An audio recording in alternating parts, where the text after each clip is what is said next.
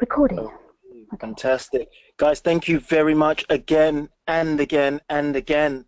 I can see a series of people that have been on our last webinars. I'm really grateful. I was just saying to Amelia, I'm not sure whether to use that word grateful. It makes me sound like a hippie, but I am actually grateful that people are, you know, not watching EastEnders or Coronation Street and they're listening to, boring old Amelia and myself talk about our journey and, try and educate people on what service accommodation is and what sourcing is and kind of highlight what we've been able to achieve and share, what we can with other people as well. So I hope you guys can see the screen. Give me a second. Amina, I can't see your screen. Yeah, that's because I've changed it to that view. Can you give it a couple seconds? Cool. No problem at all. Okay. Um, oh dear. Did you say oh dear? Oh dear. Yeah, I'm not quite sure. You know what? I'm just gonna show. So tell me when you can see the screen. Take your time. As I said, people are still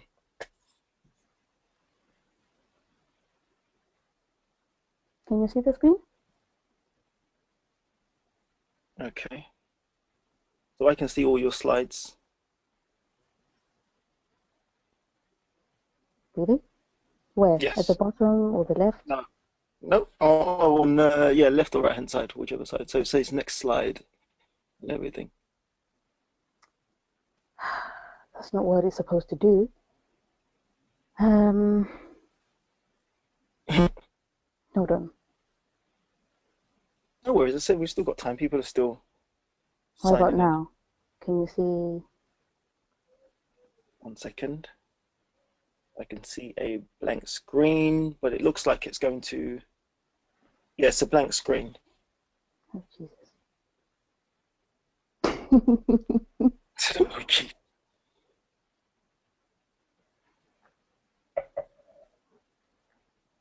What about now?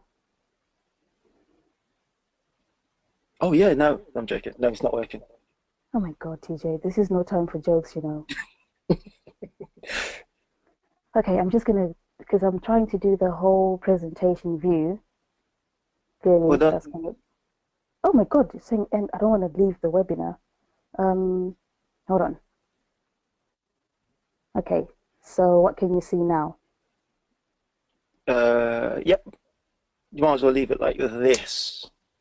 Yeah. Leave it like this. Yeah. Yeah. Yeah. Perfect. Leave it like that. Okay. Right. You look at Okay. the next one. Yeah, we Okay. have Okay. a Okay. lot of people still coming on to this webinar. Yes, that's why I said, well, yeah, let's give another 2, 3 minutes. Um, we have the same issues. I'm sure people are used to it. So for the new guys who haven't heard us or been on our webinars before, yes, I don't think anything's going to change. I think every webinar we start, we are going to have some technical monkeys that are, you know, Technical that monkey. but at the end of the day, we've got a lot of content, and that's what we're really focused on. As long as you can hear us, I think that's the most important thing. But what I want is just to give as many people as much chance to get on, so that we can Mhm. start and they can start with us right from the beginning. So if we just, I can see it, the attendees. Oh wow, 137 people. Yeah, we've got a lot of people that Oh, have messaged in as well to say that they can see the slide. yes, So that's great. Um, brilliant, brilliant, yeah, brilliant. we've Okay. got, yeah. Can you Do you want see to the do, list of people that are there? No, I can't. Do you want to give some shout outs and Yeah, there's Michelle Turner. There's Simon Lode. I hope I've said that right. And we've got Anita Patel. Um, there's Aisha yep. Bilal. hmm We've got Marlin. We've got Kola. We've got Luca. Um, Ian. RT, Marcia is on, Andy is on here as well. We've got Emma. We've just got, Wow. yeah, there's hundreds of people here. Yeah, yeah, yeah. Daphne is here. Hi, Def. Yeah. All Um, right. so yeah. Philip. We've got Philip on Hmm. here. Thank you very much for joining us, Philip. Alan, wow. I'm actually really grateful, people are taking time out to listen to us. I know. John Smith, thank you very much. Yeah, there's literally hundreds of people jumping on here. We've got Cool. So Davina what, on as well. Sorry. hi, Davina, Joe. I'm just thinking, okay, cool. It's 7 minutes past. If we give it at 10 past and then we get cracking. Yeah. Okay, so we've got Aaron on here as well. Etim, Yeah. Amanda.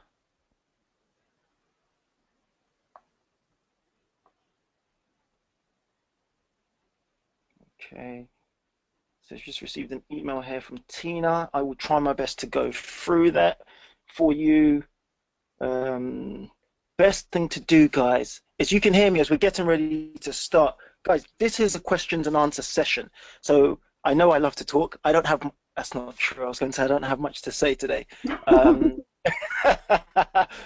what I suggest is send all your questions, any question, any of your burning questions In with the chat regards box.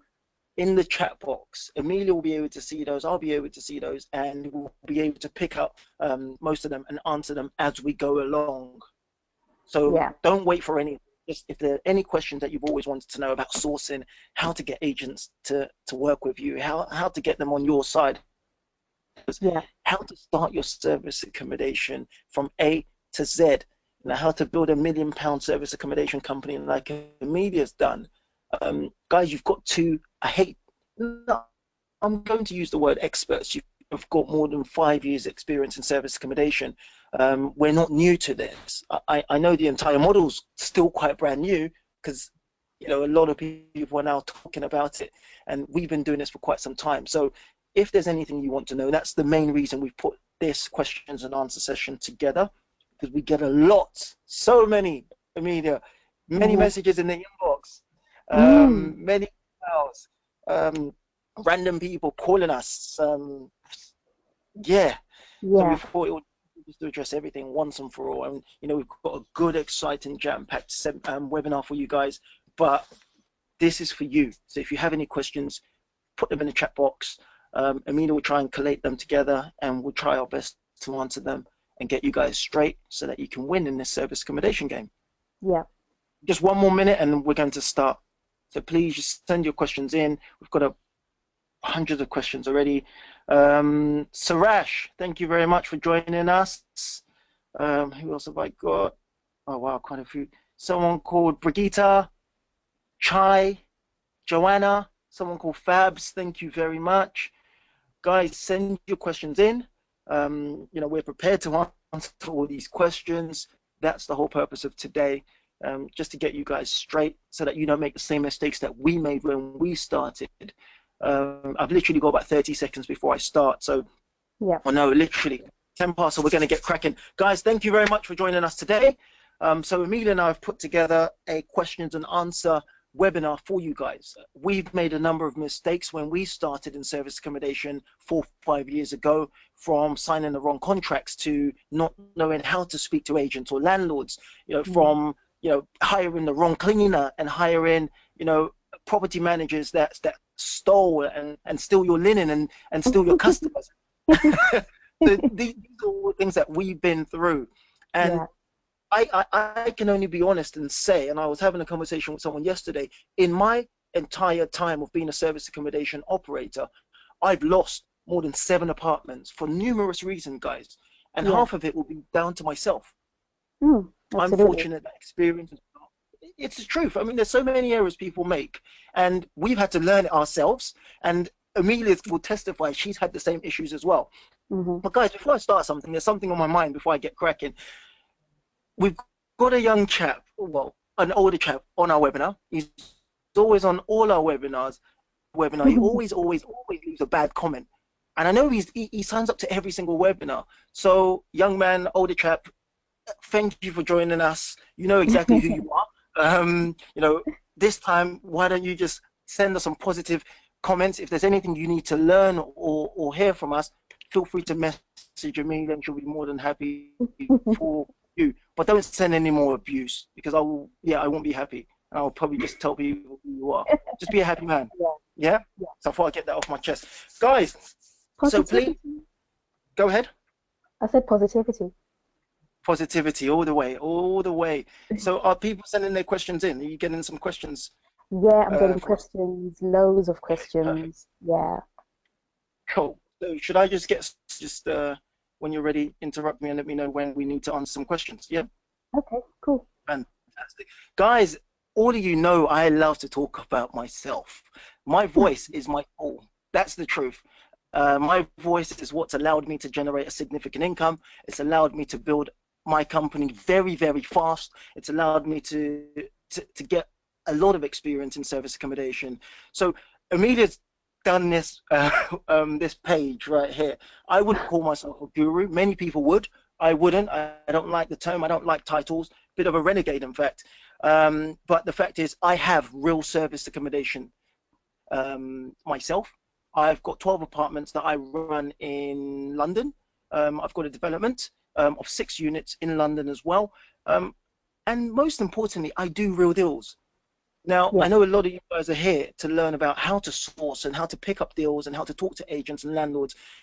Guys, I don't wish to blow my own trumpet, but the fact is, I do real deals because I understand the model. So at the moment, we're generating anything from 20,000 to 25,000 pounds a month from sourcing deals for clients. So just to give you guys some backstories, if you can see just that derelict looking building right there, where it says 9 block units, 20,000 pounds, that was a deal that I secured for a client. I was able to generate myself and my business £20,000 for securing that. That used to be an old burnt down building. And funny story, I was off to get a haircut because I think I was going on a date, and I bumped into that building and I saw a number on there, pitched the developer, and that earned me £20,000. On the Mhm. right hand side, that's another development that we did in Southampton. That's generated in my business over £44,000. If I go back to the 9 block, where it says 9 blocks, that was in December. That was £20,000 in December that I was able to generate from sourcing. The 22 units was in the last month. No, Yeah. the month before, in fact. Yeah. And then what I'm most excited about, guys, just a little bit of a typo on there, but some of you guys who know my story, I was out in Berlin a couple of weeks back, having the time of my life and enjoying myself because I went out there to source some units for a developer, for a service accommodation operator, and I sourced 35 units. And if you can see my bank statement here, guys, that generated me and my business £47,000. That's, I would essentially say, that's about 2 weeks worth of work, and that's generated us £50,000, which is an incredible win for April, which means I'm Yeah. probably not doing any more work for the rest of the year. But That's a lie. guys, just before I move on to the next slide, I wanted to show you guys something, because since we are here to talk about sourcing, if you look on the 3rd of April, a payment that came out of my account was to Moneypenny.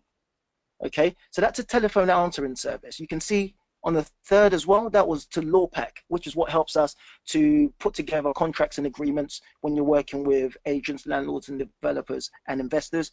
And then you can see at the bottom here, Facebook ads, which is 3,200 that was spent roughly that month.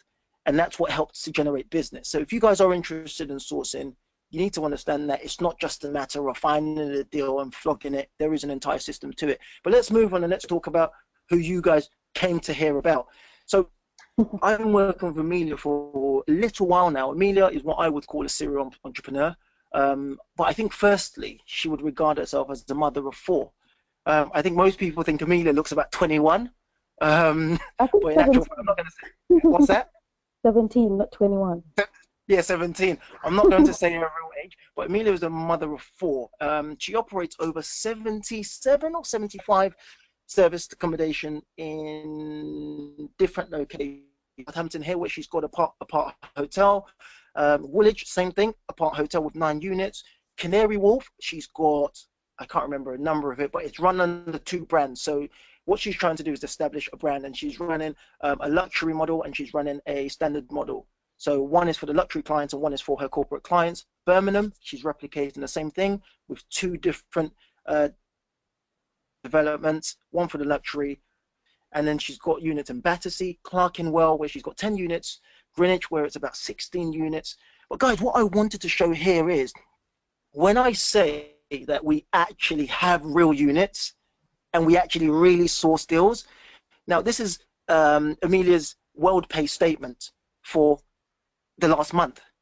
So from the 31st of March up until the 27th of April, her business has generated in bookings over £167,000. That's £167,000 that she's been able to generate through knowing what she's doing, through direct bookings, through Facebook ads, through corporates, through building relationships and having units. Guys, this is someone you need to learn from. Now, one thing she specializes in is direct bookings, finding people online, finding people through different strategies to make sure they book your accommodation. So you're not paying Booking.com's 15% fee and late rooms 18% fee and whoever else's fee, and you're not subject to their policy. But we'll talk about all of that stuff later. Yeah. So if we move on to the next slide, there we go. So about both of us, guys, for the people that know us, Emilia and I are what we would regard ourselves as quite fortunate. Between ourselves, we manage 21 member of staff. Some of them cleaners, operations managers, property managers. I would say probably, what's that? Check-in stuff. Check-in staff. Yes, sorry, I think that's probably one of the most important things. Our business combined generates over 1.8 million a year. Guys, I want to emphasize something. Emilia and I are in our early 30s. I don't think it's luck. I think it's with preparation, and it's a lot more to do with, you know, taking time out to really understand our goals. And it sounds funny because most people would say, if you've got a goal, you've got to work hard. And we believe that. And that's what we did when we started off. We worked extremely hard. We worked extremely stupidly and we made errors. But now, between myself and Emilia, we're working roughly around 5 hours a week. Now, I don't say that to show off. In fact, no, I do say that to show off because I think it's an achievement. I think where our businesses are generating nearly 2 million in a year, but we're working around 5 hours a week, guys. If we could show you how to build a business, it doesn't happen immediately. It definitely doesn't happen overnight, does it, Emilia? No, it doesn't. Yeah. But if we could show you the steps that we've taken to generate a £2 million business, working 5 hours a week, I'm sure you guys would be extremely happy. But Emilia, let's go to the next slide. I'm really excited about this one, actually. So this is something that I put together, actually. So this is just Emilia and her family. And this is one of the reasons Emilia does what she does. As I mentioned, Emilia's got 4 little kids. Well, they're not little, actually. I think 2 of them are probably taller than me and taller than her. But if you see in the top left-hand corner, that's Emilia's mum and Emilia's oldest child. Now, for me, that's incredible because that's a situation or that's a position I would love to be in within the next year or so. Emilia's actually retired her mum. Her mum was working as a nurse, and Emilia said, look, mum, no, you don't have to work anymore. Yeah. You can spend more time with your children and your grandchildren. And that's an incredible thing.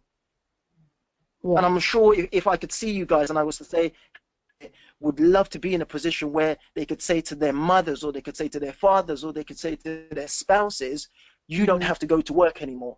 I'm now in a position that you can stay at home and I can be, you know, I can kind of repay you for all the effort you've put into me and all the training you've instilled in me.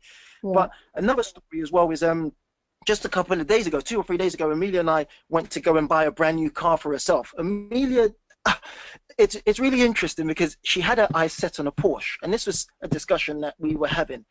She had her eyes set on a Porsche, and we went and test drove the Porsche, and she realized it actually wasn't really what she wanted. And it got us talking about goals and dreams, and saying, yes, you can have a goal, and yes, you can have a dream, and it's not always what it seems to be once you achieve it. Yeah, that's What true. it's what we found out was it was the option Yeah. of pursuing her dream and achieving her dream, and realizing that that Porsche wasn't really actually her dream. So she bought an E-Class, and then she realized that she's quite small and the E-Class is quite a big car, and she needs to sit on about 10 cushions to see over to see over the windscreen. So just 2 days ago, Amelia and I went and purchased a CLA, and that's right there. And you can see, thank you very much for your order. And that should be getting delivered tomorrow. Is that right? Yep, that's right. Yeah. Well, either way, well done on that. And I think it's a great inspiration. If you Yeah, move on to the absolutely. next one. Yep. Talk about you now. Oh, yes. Talk about me. Guys, some of you guys know I made a commitment to myself. My entire family, all my friends have pretty much seen the entire world. I was against going on holiday. I was actually against it because the whole concept didn't make sense to me. It was a very narrow-minded and small-minded way of seeing things. I said I would never go on holiday because I have to pay to go on holiday. And while I'm on holiday, I'm not generating any money. So therefore, I'm losing money. It's just a really warped way of seeing things. And Hmm. then I realized that my business runs itself without me, and I went completely crazy. And so just in this year, since January, I think I've been on 6 holidays. So I've been to Amsterdam, Berlin, Copenhagen, Budapest, Frankfurt, Nigeria. That's how many is that? 6 in this year. I've Yeah. booked to go to Monaco this weekend. It Hmm. is bank holiday. I'm planning to go to Kenya, Atlanta, and Santorini. Um, I wish we had some pictures, just like Amelia had, of a lovely family, or maybe some pictures of me I don't think we crawling can out. show your pictures in here, TJ, to be honest. No, So, no, no. But either way, guys, the whole point is set yourself a goal and stick by it. And it doesn't happen overnight. And I have no intention of showing this to show off. I do this with the intention of aspiring people and saying, look, I've put in effort. I understand what I'm doing, and I'm sort of reaping the benefits. And what I want to do is to be able to give back and help other people do the same thing as well. So let's move on. yeah. Enough about me. There we go. So who is this webinar for, guys? It's for people who want 3 things. People who want certainty, people who want freedom, and people who, and this is the most important part for probably both Amelia and myself, people Yeah. who want to make a contribution and want to be significant. But I'll break down all three. Certainty in terms of I've been thrown off Airbnb twice. And this is the thing, and a lot of people don't get told this. I've been thrown off twice.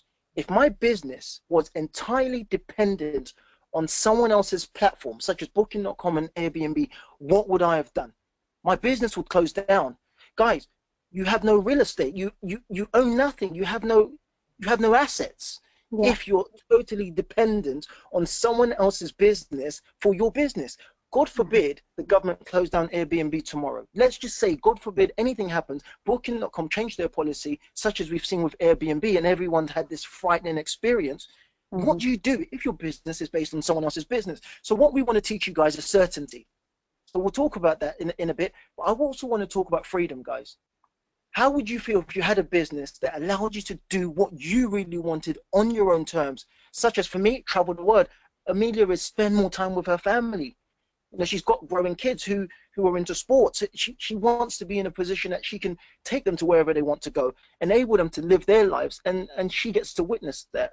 Or, for example, if you wanted to learn a new instrument, or you wanted to develop a new skill, Yeah. how would you Hmm. feel if you didn't have to dedicate your entire life to working a 9 to 5, or your business controlling you? But this is the most important part for me, guys. It's about the contribution. We have 21 member of staff that we manage. So imagine being in a position that we're in, where we've got people who are dependent on us to make sure our business does well, because they Yeah. feed their families, and they feed their local economies, and they improve their societies because of the work that we put in. And that's the Yeah. people that I care about, and that's the people I want to help. Yes, we can all make a bunch of money, and a lot of money, and buy nice and fancy cars, but unless our economy and our society is improved, then there will be no change. Now, Absolutely. what I want to talk about is how we can achieve all of those above and just work 5 hours a week. So, guys, I don't know if you guys can indicate any way on this platform, but I want to ask you guys a question, and I want you guys to maybe write a yes to Emilia so that I can know who I'm speaking to, and she can give me the names of the people who would like to be in that position where they could work up to 5 hours a week.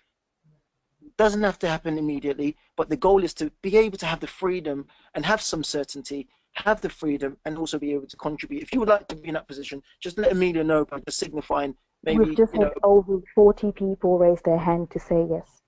that's incredible. That's incredible. And that's the kind of people that I love working with, Amelia. It sounds so hippie. I sound like a hippie. I don't know why, and there's nothing wrong with being a hippie. But as much money as can be made, what I get excited is when people want to help someone else, and I take great pleasure in that. So let's crack on, guys, and let's get into these questions.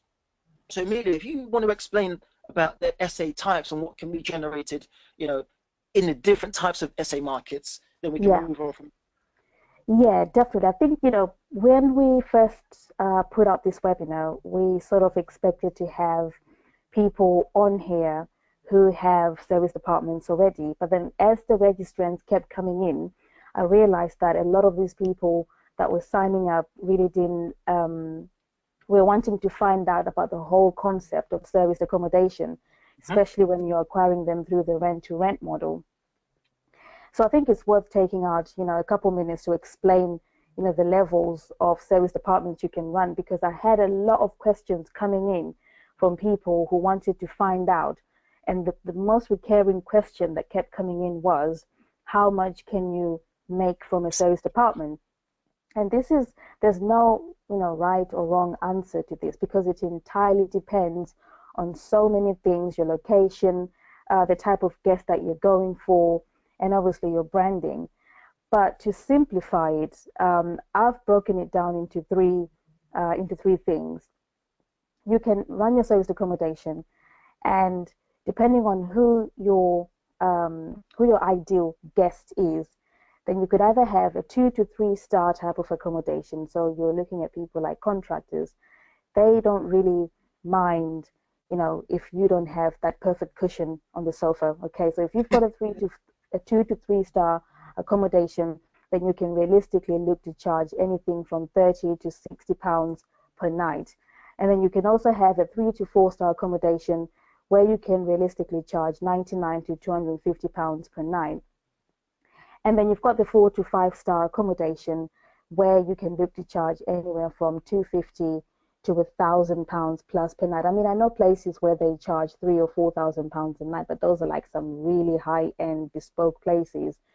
But if you're getting into this business through the rent-to-rent model, then these are your three options. You can have your accommodation that ranges from 2 all the way to 5 star and charge anything from 30 to £1,000 a night.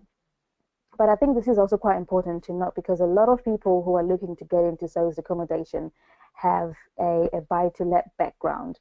Mhm. These are people who are also looking to get into buy-to-let. And then they've heard, a lot of talk about service accommodation, but really they don't know, how it works and what kind of money they can realistically look to achieve. So I don't want to be irresponsible and say that you can make, £1,000 or £2,000 a night.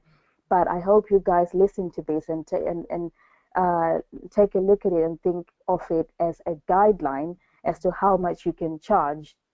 And this is one thing that I always say to everyone. Your circumstances are different. The Mhm. location you're going to be looking at is different to mine. So I can't tell you how much, you're going to make. Only you can um, sort of what's the word I'm looking for? Do your analysis, I guess. Yes, you can do analysis and then figure out how much you're going to make from a location based on what you're looking at here. So yeah, for those that are looking for a definitive, you can make £5,000 a month. I think that's just a little bit irresponsible to say that, but you can charge anywhere from 30 to £1,000 per night with your accommodation. Fantastic. Brilliant. So, are we going to get straight into the Q&A? Yes, I mean, you've got a bunch of people who have, You've got loads of questions, but let's start with the because we had at least 20 different people writing with this same question, and it's around analysis. How do you decide on a location? What things do you need to be looking at before you decide to sign the contract on a particular property? I think a lot of people have, some people might have properties being offered to them left, right, and center, but yeah, they've got a fear of getting into it and actually signing the contract and parting with money because they don't know whether that location is going to work. So I think you can answer that because you source apartments all day long. So can you yeah, of tell course. our Yeah, of listeners course. how you come to identify a location and then decide that that's the one that's good for this service accommodation strategy? Yeah, sure. So with regards to sourcing, I think there are two ways to do it. There's specific and there's generic. I do both. So I have clients that approach me and they say, this is exactly what I need, and we narrow down exactly what they need. Does that make sense? Mm.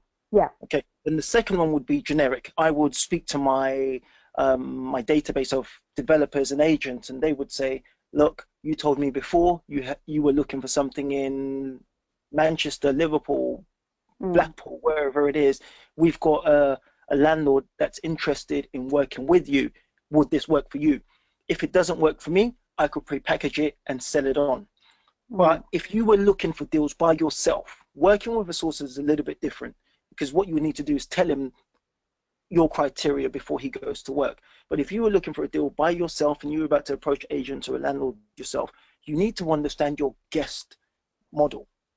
So are you planning to attract corporates? Are you planning to attract leisure? Are you planning to attract contractors? This is what you need to narrow down. Make that choice first. Because again, if you're a one-man band, if you've got one service accommodation, most likely you will be the face of every department. So you Yeah. might even be your cleaner, you might be your check-in staff, you might Mm. be your receptionist, whoever picks up the phone, and your payment processor. If you know your temperament, you might not have the patience to deal with leisure. You might not have the patience to deal with corporates, but you might have the let's say the countenance or the ability to deal with contractors. Yeah. If you know that, the type of person that you are will determine on the type of, let's say, market you go for. So let's say you decide that, okay, I'm going to be based in Northampton, and I understand that the contractor market is massive because they are developing the entire Northampton, and there's a lot of infrastructure, new buildings being built. So you go for the contractor model. Then you look at the location. What's in the actual location?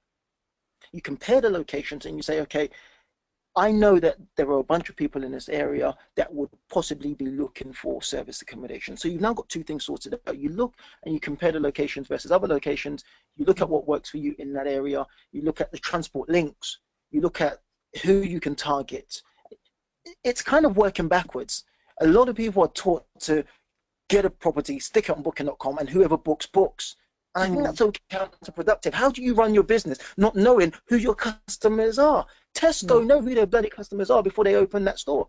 Hmm. That's why Tesco might win a bid in a certain area where Lidl might not win a bid. And Lidl might win a bid in a place where Waitrose might not win a bid. Why? Because they know the type of people that they plan to attract and the type of people in that area. So Yeah. you need to kind of see before you get into it the type of people, the contractors, the corporates, the leisures that you want to attract before you take on the unit and while you're doing your analysis. Secondly, as a sourcer, these are things that I try and negotiate on your behalf. However, if you're doing it by yourself, make sure you understand your rent, understand the furnishing, understand the basic expenses. So once Yeah. you do all of that, it kind of gives you the mindset and you say, okay, this is how much it's going to cost me to run this unit, just like any other business. I think many people are thinking that SA is a strategy and it's not a business. Guys, it's an entire business by itself. Whether you've got one studio to whether you've got 70 or 100 units, run it how a big, massive multinational would run their business. And they spend a lot of time and a lot of money on research and development. So why don't Yeah, we do the same thing? So what you absolutely. do is find out your acquisition costs right to the T. Hmm. Find out exactly how much it's going to cost you, including the agent fees, including maybe paying a sourcer. Then understand your distribution analysis, guys. Look at where you plan to distribute your properties. Look at where you plan to market your properties. So will it be booking.com? Is it Airbnb? Will you go on every single platform? What's your strongest platform? And this forms part of your analysis. Then before, this is so important, guys, before you sign that contract, see the contract. Yeah. Don't waste your time and waste the agent's time and say, yes, I want to go ahead. I'm so excited, so and so. And they give you a contract that's not even signable. The contract pretty much stipulates that, you know, you are about to contravene the lease and you're going to contravene the contract and you're going to do this and you're going to do that. See the contract before you sign it. But guys, the only reason I've put this in this order is if you can get the first model, location, acquisition, distribution contracts done, it puts you in a better position to negotiate. Because when the agent says to you that this is going to be £2,000 a month, you've already done your calculation and you've said, nope, I can't take this property unless it's at 1,700 a month. Mm. You already know what your break-even point is. You already know what your profit point is. And that gives you a better position of negotiation. However, a lot of people will say, but how does that help you with your negotiation? And this is something that I teach, and we will talk about it later because I'm sure the question will come up with to how to get deals done. I can probably get a deal done significantly faster than most people because of something that I call the setup. Mm. Because I will deal with all of this stuff before we get down to the negotiation parts. So when I'm pitching and when I'm telling the person, I've already told them that I've done my figures. I know what I can generate in this area and I know what I can pay in this area.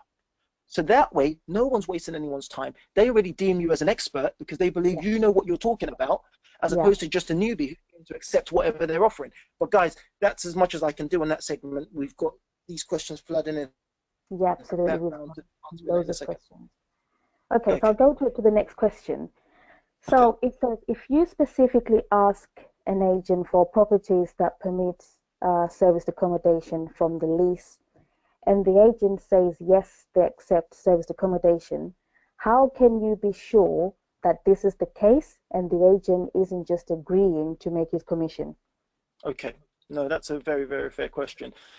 One thing that you need to make sure, one thing that you, 90% of the time, you're not going to see that lease because most of the time the agent hasn't seen the lease themselves. So they're taking it based on the landlord's word or the developer's word. Hmm. Again, it comes down to a relationship.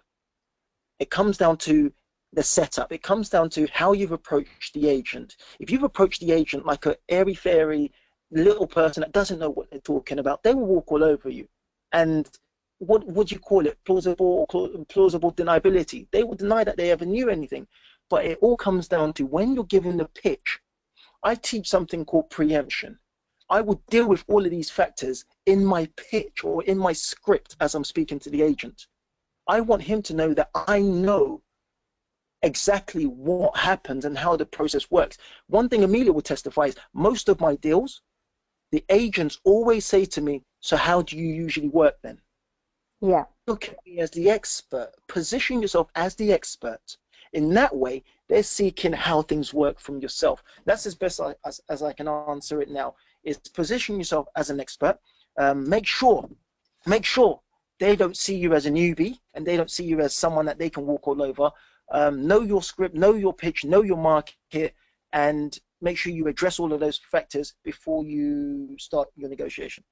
Okay, cool. All right. So we've got a next question from Mike. He says, and I think this is quite important because I've heard a couple other people ask a similar question as well. What are the steps needed to source, package, and then sell deals to other investors? Okay, that answering that question will probably take me an entire year. It depends on your style, it depends on your model. But if I were just to give you an overview very quickly, Mm. you need to have systems in place. I use Facebook ads. I use online marketing. That generates me leads for clients. That generates me leads for landlords. That generates me leads for developers. So if you're at that level, that would answer your question. If you're starting out, what steps do you need to source? Well, you need to be proficient on the phone. You need to know your product. You need to be able to speak to an agent. Look, I'm a big believer in energy. Everything that I talk about is simply to do with energy and the mindset. If I don't know my product, if I have no confidence about my product, how do I insert that confidence, that energy into someone? You have to remember, sales is all about communication. Yeah. So what you're doing is you're taking what's coming out of your mouth, you're inserting it in that person's mind. They're taking what you've inserted in their mind and they're inserting it in the landlord's mind. If you don't know what you're talking about, then guess what his reaction is going to be? He's going to be flustered and confused. And once he gets off the phone to you, what's he going to do? He's going to forget about you.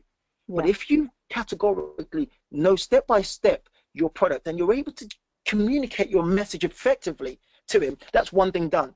Packaging, again, that comes down to who you're specific or are you selling generic.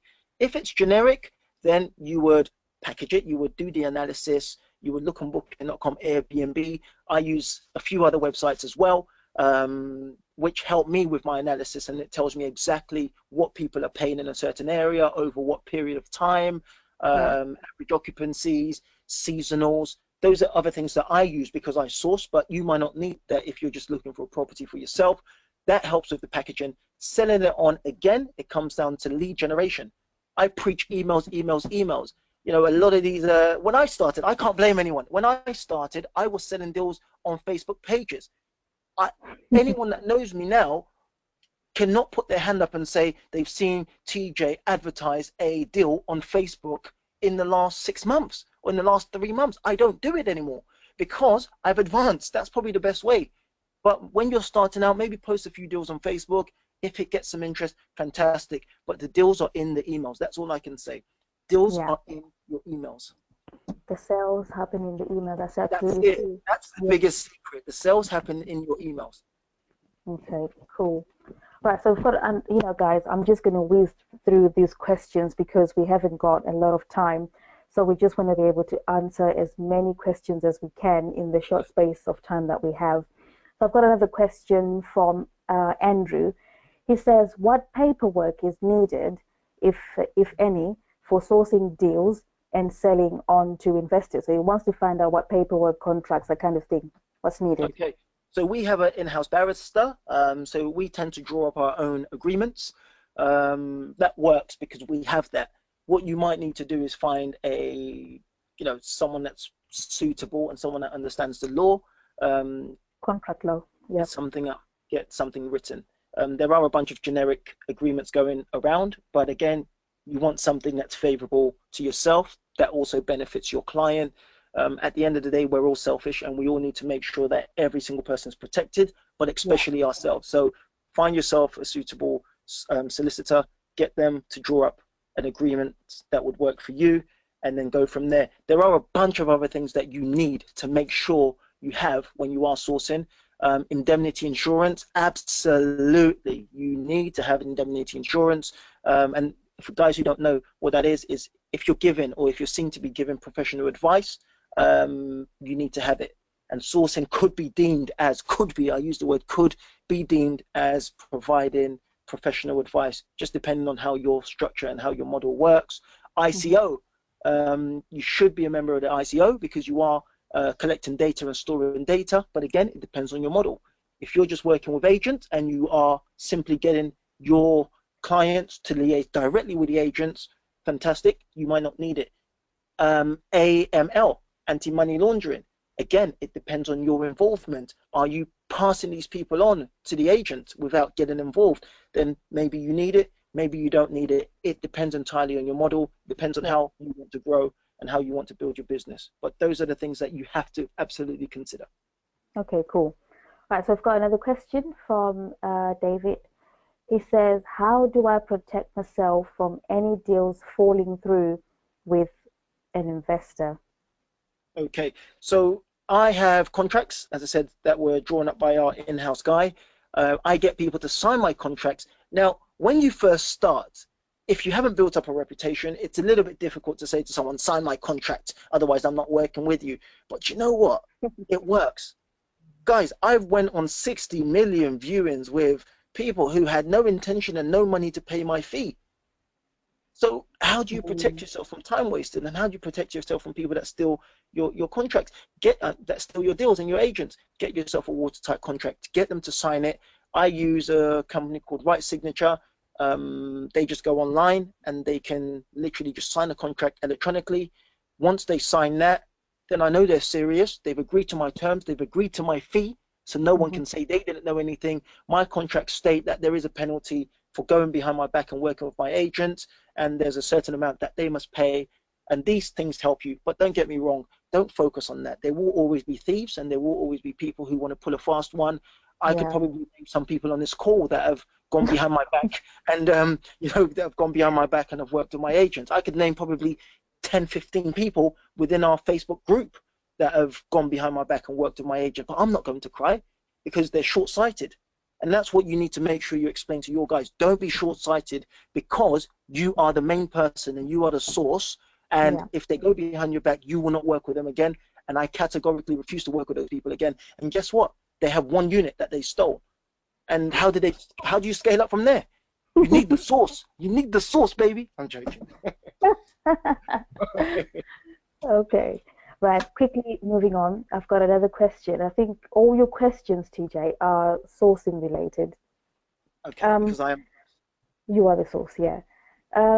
Right. How do I get an agent on board to sign an agreement stating that I will be the sole sourcer?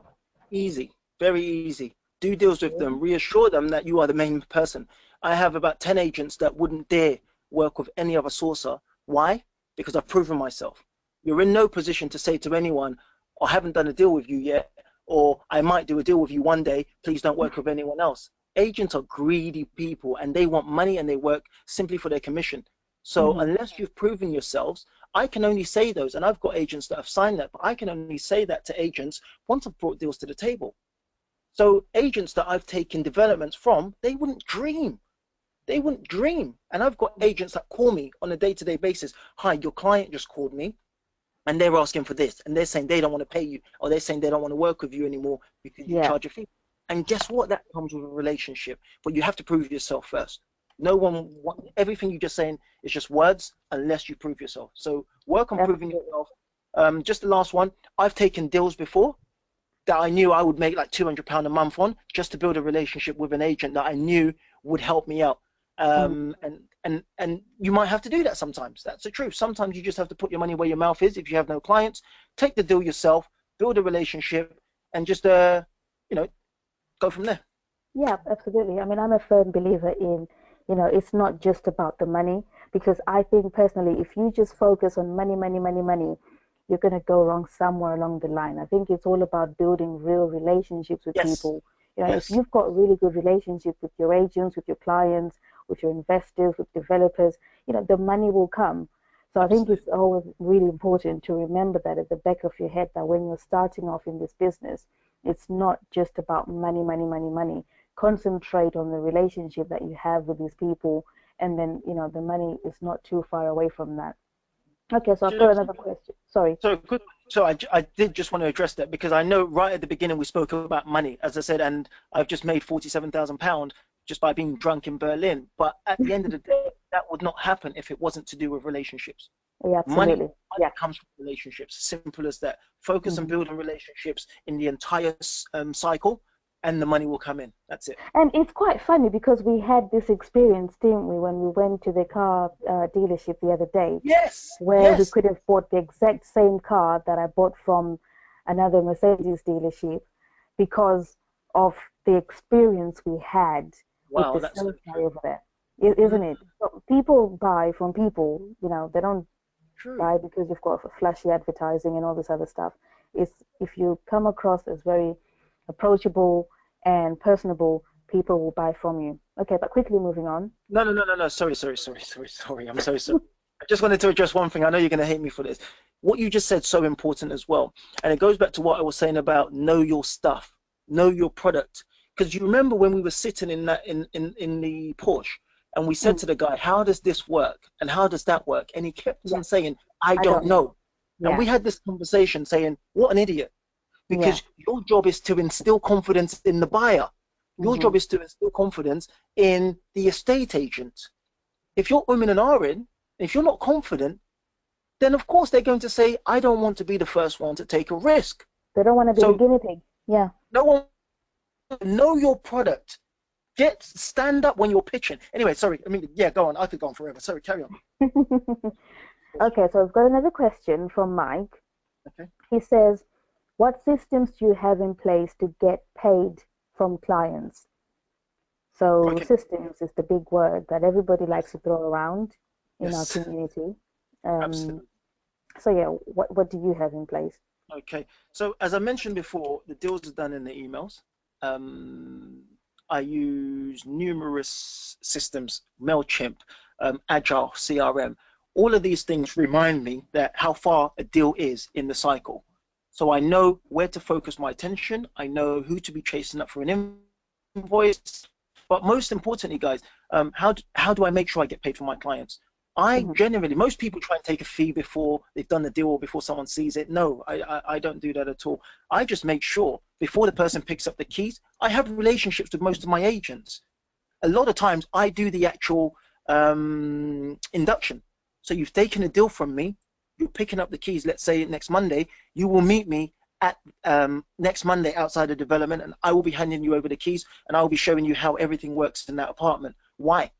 Because I have relationships with agents. It comes down to relationships. A lot of times I've done numerous check-ins and numerous key handovers. So people know, they know that they get given a specific due. So we find out, or I set the start date for when their contract starts, and they need to Right. make sure my money is paid 7 days before that. Otherwise, they're not getting the keys. It's literally as simple. And I've had agents that have said, listen, have you been paid? No, I haven't been paid. No worries. I will get my admin to send an email. Secondly, again, sorry, just to answer that, some Yes. agents, they will collect my fee on their behalf, and then they will pay that to me. It just depends Right. how involved I was in that deal. Okay. All right. Cool. So we've got another question from Sarah. She said, how do you overcome credibility? I'm a new limited company and a promising agent come back to me saying process, uh, they couldn't proceed as my Yes. company is still new. Okay, great. Unfortunately, I don't have all the time in the world. I will talk to you right now about something that I call social proof. Emilia hates it when I talk about these things. Why do you hate it so much, Emilia? Why? Why? Because you prolong it. Yeah, I know. But I need to answer this question, and it's right in my element. I've managed to help more than 100 people who are brand new to service accommodation get deals over the line. Two things you can do, and I'll be very, very quick without going into depth about social proof. Social proof is letting other people tell your story, letting your reviews, letting your clients tell people how great you are, because the agent doesn't believe you. When you call them and say, hi, I'm a service accommodation provider, we've got 100 properties, they don't believe you. That's just the way humans are designed. They're Yeah. used to getting telephone calls, people sending them PPI, people sending them car insurance. The average human being now doesn't believe a word anyone on the other line on the phone says. So Mhm. tell him what other people have said about you. So I would say something about to the tune of, I've just done 6 deals with Foxtons, or when I get off this call with you, Mr. Blah, blah, blah, I'm heading off over to Foxtons. These little things kind of prove some form of credibility. Mhm. In the back of his mind, he will say, why is this person having a meeting with Foxtons? Who is he that he's got a meeting with Foxtons? Why has he done deals with Foxtons? Foxtons a big name. There must be something about him. That helps with credibility. Secondly, how you can get deals done over as a new company, pretend you're a sourcer. I get a lot of Right. deals done because I'm a third party. I can play each person. So I can play the manager, I can play the lettings person I'm dealing with, because I can go back and forth. That gives me enough time as opposed to answering. When they throw you on a spot, guys, when they throw you on a spot as a sourcer, I just say, okay, you know what? I'll come back to you. Let me go and speak to my client. That gives you time to go and reassess. Secondly, get yourself a guarantor. These are the things we now know that agents want people with long-term companies. Then make sure that be willing to guarantor your own company, or have a guarantor on standby and give him £20 a month. It's still a what, 250, £240 a year that he's going to make just for signing the Mhm. document for someone that he trusts. But yeah, sorry I'm rushing, but No, I think you're absolutely right. That when you said to be able to guarantee your company. Because at the end of the day, if you believe so much in your business, you really Yes. shouldn't have a problem in guaranteeing that personally. Because Yes. now, obviously, for the landlord, for the developer, they need some form of security. And obviously, new companies, it's a bit risky, isn't it? Most businesses, just die within, is it 2 years or a year? I can't I know. quite remember what the official statistics are, but if you can guarantee that with your and put your name on it, then it just Yes. gives agents and developers um, a warm feeling inside to say that if you Yes. you obviously believe in what you're doing, you believe in yourself enough to say that you're willing to put your name down and Yeah. take all the flack should anything go wrong. So that's Absolutely. really good. Yeah. Just to Um. boost your confidence, whoever asked that question, a lot it's to do with, as you mentioned, credibility. You need to Mhm. prove your credibility. A Yeah. lot of times, it's a matter of relationship. It comes down to, do they believe what's coming out of your mouth? Mm. Have you instilled some form of confidence in them? These are the questions you need to ask yourself. When I got on that phone, did they have, from the get-go, a feeling that this person is new? So they'll throw you off and they'll say, okay, well, that's great. We would have helped you, but we need your company to be so and so and so. Like, Mm. there are solutions. If they really wanted to work with you, there are solutions, and they will throw you those solutions. So you need to go back and reassess your pitch and reassess the energy and the vibe that you're giving them and what's coming out of your mouth. Cheers. Okay. Cool. All right, so I've got another question from John. He Okay. goes, how do you get the agents and landlords on your side with short-term lets and advertising the property on Airbnb and Booking.com? Because I've heard a lot of stories, and I've got a few is it mentees or mentors? Yeah, mentees, mentees. Yeah, I've got a few mentees that have had issues with agents because they give them these rules that they say that, yeah, we can give you the property as long as you don't advertise them on Airbnb or Booking.com. So then obviously you're left with the question mark, like, so how am I supposed to get the guests? So Yeah, how of would you course. get the agents and landlords on your side with this sort of thing? Your pitch. It's your pitch. Firstly, I keep using the pitch because I'm speaking to people who might not be proficient in sales, but it's your communication. If you're Hmm. going ahead and you're saying, I'm a corporate relocation company, then that's fine. Then you don't need to be an Airbnb. Do you understand? You don't need to be an Airbnb. So they'll put those stipulations in there because when they spoke to the landlord, they never told the landlord about Airbnb and Booking.com. But any single person that's taking a deal from me, or any single agent or landlord or developer I've worked with, categorically will say, I will mention that there is a likely chance that we will be on Airbnb or Booking.com for the first few months. And Right. that's the truth. And that's what works for us because we are on there for the first few months while we build up on the marketing. But at the end of the day, it comes down to letting them know straight. Look, to answer some of the questions I get, people say, oh, how do I circumvent this? Or how do I get around this? Don't circumvent anything. Tell them the bloody truth. Mm. Because all of this will come back and bite you, which is why I've learned, as I've said, I've lost 7 apartments when I've started because I've bent the truth. Yeah, But then you have no absolutely. backing. There are Yeah. times that you say something to an agent and the agent agrees with you because you're both looking at each other and you both know that you're not both telling the truth. But when the shit hits the fan, he can't back you up and you can't go and sit in his office. Listen, the type of person I am, if an agent screws me over, I will go and sit in his office with my sleeping bag until the situation's sorted. But if you haven't told him you were going to be on Airbnb or Booking.com in the first place, he'll kick you out of his office because he'll say, mate, you told me you were a corporate relocation company. Why are you on Yeah, Airbnb? So tell them the absolutely. truth. How do Yeah. you get them on your side? Tell them the exact truth. Show them maybe an example on Airbnb that shows great reviews that it says this property was phenomenal and explain something to them, guys. I always say to them, I give the guys, I'm about stories. Paint a picture. But I'm not going to get into that now because I know we haven't got time. But tell Mm. them the difference between having a long-term tenant and using you as a service accommodation company. As a Right. long-term tenant, if I live in a house for 3 years, the likely chance of me dusting, me buying one of those rug cleaners, is very unlikely. But if I run a service accommodation company, this property will be professionally cleaned at least 3 times a week. So Yeah. imagine when my tenancy finishes, the condition of your property is going to be better than how you gave it to me. And if I was a long-term tenant, your landlord is likely to have to spend 10 to 15,000 pounds to redo over that property, to repaint it because they haven't taken care of it.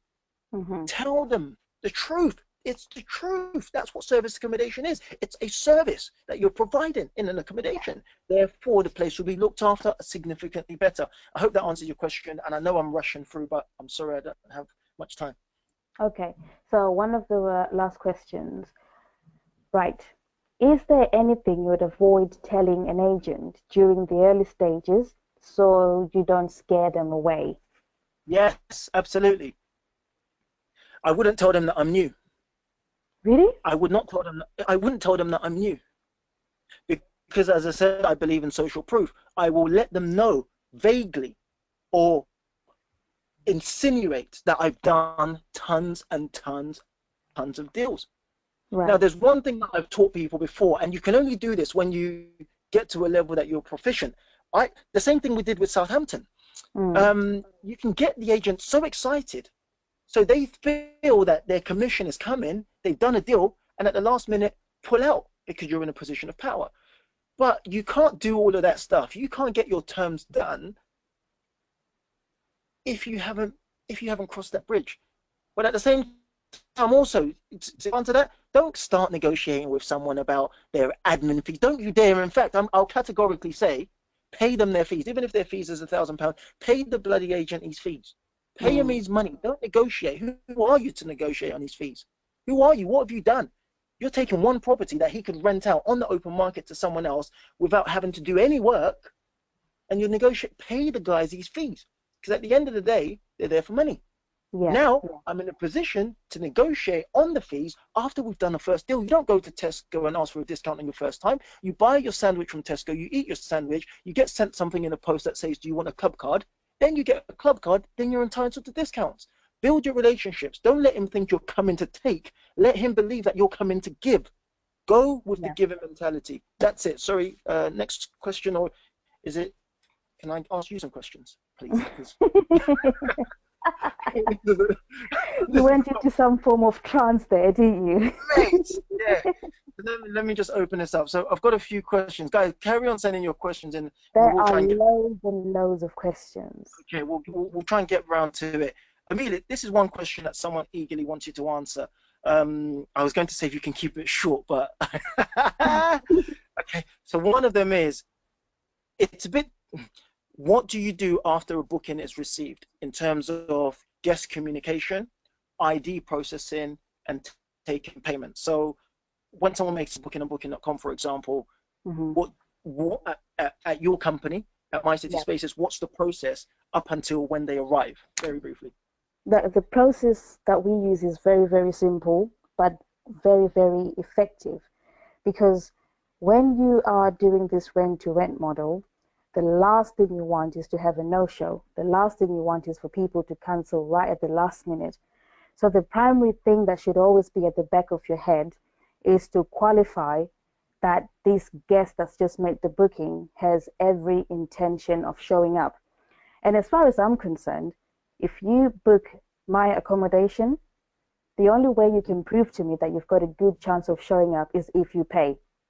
So you need, obviously, you need to have your policies right from the beginning. So when somebody books through an OTA or through the website directly, the first thing that they do is that they have to make a payment. So depending on our booking policies, if you book a non-refundable, then obviously you've made a booking and that's it, it's non-refundable. Or you could book what I call a standard rate. That means if you cancel within 30 days, then you get a full refund. So when somebody makes a booking, the first thing that we do is to process that booking. First of all, we want to ascertain that the guest has a good chance of showing up or arriving, and also that the card is genuine and it's not stolen. Because if you leave that booking to just sit and then you don't process it, you don't pre-authorize it, how do you know that that guest is the genuine card holder? So that's the first thing we do. The second thing we do is that we also send out our own welcome booking confirmation email. I know when people book through the OTAs, they will always get a confirmation email from booking.com or from Airbnb or TripAdvisor, wherever that they book from. However, we always make sure that they get our in-house confirmation email. That email has a lot more detail about our company, where they need to check in, who they need to call, our policies, the party policies, um, the noise policies, all that information that you need the guests to know before they arrive, but you can't necessarily put that information on booking.com because obviously you're restricted to what you can put on there. Yeah. Once that happens, then you know, we've got the guests, we've got their details, we've got their phone number, their card has gone through, they've got the booking confirmation.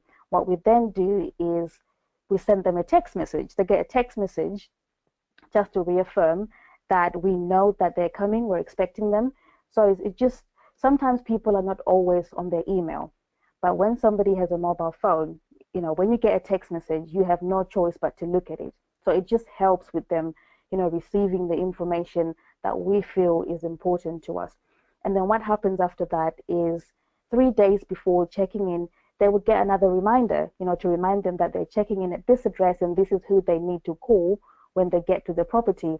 On arrival, this is a standard policy. They have to provide ID that corresponds with the card that was used to make the booking. They also have to sign a checking in form that will, and then obviously on the check-in form, there has to be a signature that's the same as the signature on the back of the card that they used to make the booking. If they haven't got photo ID, government issued photo ID, then they can't check in. If they don't want to sign the check-in form, then they can't get the keys to check in. So those are processes. That's what we do on a standard basis when someone makes a booking either through an OTA or directly. And I think it's also important to note that everywhere that we've got apartments or accommodation, someone is always there to meet the guests and then make sure that they've got all this ID and that they Yeah. sign the check-in form. Yeah, Okay, so that's the fantastic. process. Good, good, good. Now, I can see there's so many questions with regards to processes and operations. But what I want to do, I want to get into a more important part because look, guys, I'm going to be completely straightforward with you. Over the last 12 months at least, my business, sourcing wise, literally in 12 months, has generated me in fees over £300,000. Now, I only say this because yes, I think I'm great, but at the same time, it's me bumping into Emilia. It's me bumping into Emilia on my sourcing journey and sourcing for her, where she's trained me on Facebook ads. That's taken my business to another level and has allowed me to work those 5 hours a week. Because now I sit on my computer and I run ads and I attract investors and I attract agents and I attract landlords. So what I want to focus on is talking to Emilia about her experience using Facebook ads, because that's what she's used to build her business into £1 million generating service accommodation business, guys. And I will say this, don't be fooled. Don't be fooled by all the stuff that's going around about using Facebook. Guys, there are a lot of people who are preaching Facebook, but they don't have a pixel on their website. Guys, I mean, at the end of the day, you've got someone in front of you, and this is why I know a lot of people are on this call, because the fact is booking.com charging us 15% to 18%. That eats significantly into your margins. Absolutely, yeah. Amelia's been able to use social media to generate significant traffic and significant bookings for her business. So there are a few people who have sent, well, quite a lot of people who have sent questions with regards to Facebook, and I really want to focus the next few minutes on trying to even me increase my knowledge and up my knowledge on using Facebook. I would advise you guys to grab pens and papers and take notes, because these are the little things that other people cannot teach you because they don't know, and half of them are in Emilia's inbox trying to get ideas how to do it. But guys, take notes on how to use Facebook. So I'm going to ask all these questions. I'm also going to add my own questions where I feel it's really going to benefit you guys, and questions that I think you guys would need to know. So let me start with this firstly, Emilia. Yeah.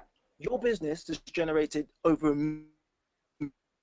in being completely truthful, how much of that million would you say has been generated through the help of Facebook ads, firstly? It's it's over. I've generated over well over £800,000 How through much? Facebook ads. Eight How hundred much? thousand pounds. So you would say probably what 80% of that is generated through Facebook ads.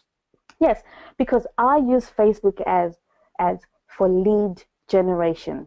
Okay. Thank you for saying And I think that's where a lot of people get confused. A lot of people expect to sell and get bookings straight away because yes. of their Facebook ad. And it really doesn't work that way because people are not on Facebook to buy your accommodation. Mm, People are not on Facebook looking for things to be sold to. People are on Facebook to look at cat videos. And personally, I go on Facebook to stalk, you know, my exes. partner, my exes. I probably shouldn't say that, but that's why I'm on Facebook, right? That's why we go on social media. Mhm. But the reason Facebook is really successful. And the reason that a lot of marketers, and it's not just myself, I mean, we have people who literally spend 50 grand a month just on Facebook ads. And these are people that you see every day, the Forex people. They spend a ton of money on Facebook ads.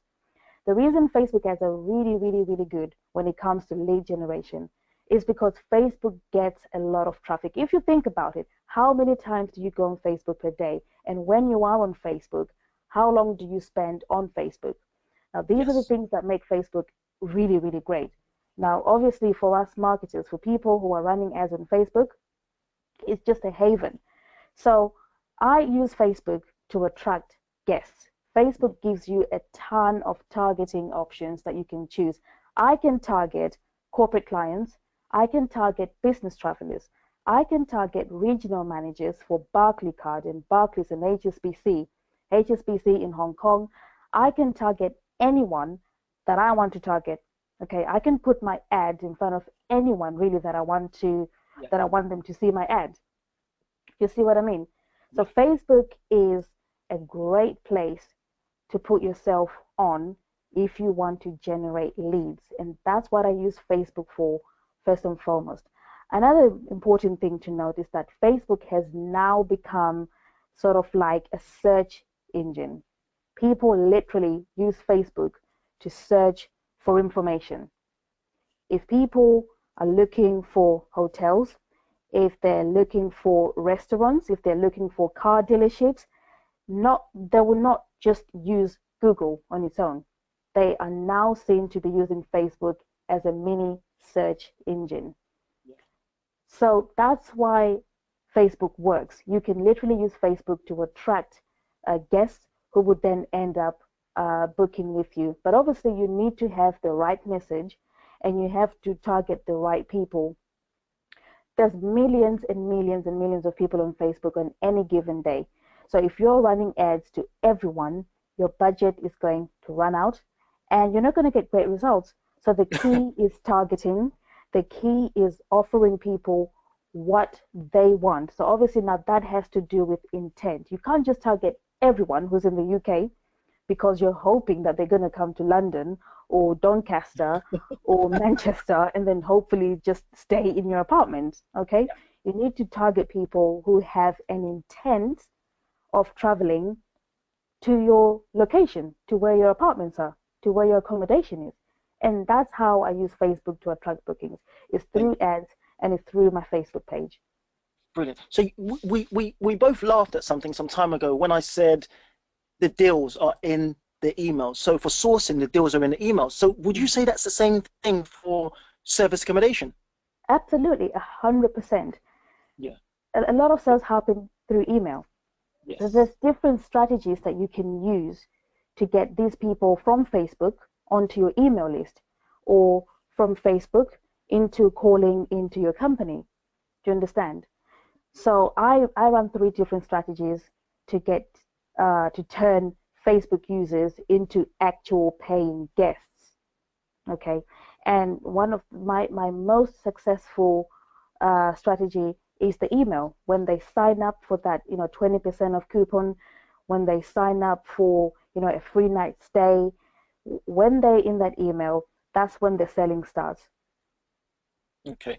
So before I bumped into you, I had already tried. I had already marketing, and I had already spent over £10,000 on various types of business and trying to attract buyers to whatever I was selling at that Hmm. time. And I didn't get one conversion. I didn't get one sale because I went with the understanding that I was trying to get people to press that buy now button and to buy. So what you're saying is it simply just doesn't work like that, does it? No, no, it doesn't work like that because people are not on Facebook to buy things. I mean, it's a completely different, Facebook is a different beast to Google. When we are searching for information and we type in our keywords on Google, Yeah. we have a strong intent on buying. If I go on Google and search nude Christian Louboutin shoes, I know I'm looking for those shoes because I want to buy them. Do you Yes. understand what I'm saying? But when Christian Louboutin are running ads on Facebook, they know fully well that people are not on Facebook to buy those shoes. But if I come across, if they're targeting me and I'm a woman of a certain age and I subscribe to certain magazines and I buy clothes from certain brands, they know that I've got a better chance of converting with them if they show me the right ad at the right time with the right price, with the right Okay. offer. Do you understand? I want to cut That's you how off there. Facebook works. I want to cut you off there. I only did that intentionally because I just wanted to piss off that guy that always gets angry when I cut you off. So, but at the same time, I didn't want you to go into the next person's question because there's a question here which I felt Right. you might have answered, but I wanted to give context into it. Now, you're about to talk about something called retargeting slash remarketing. Hmm. Why is that? Do you know what? Before we ask about retargeting, let me address this other question.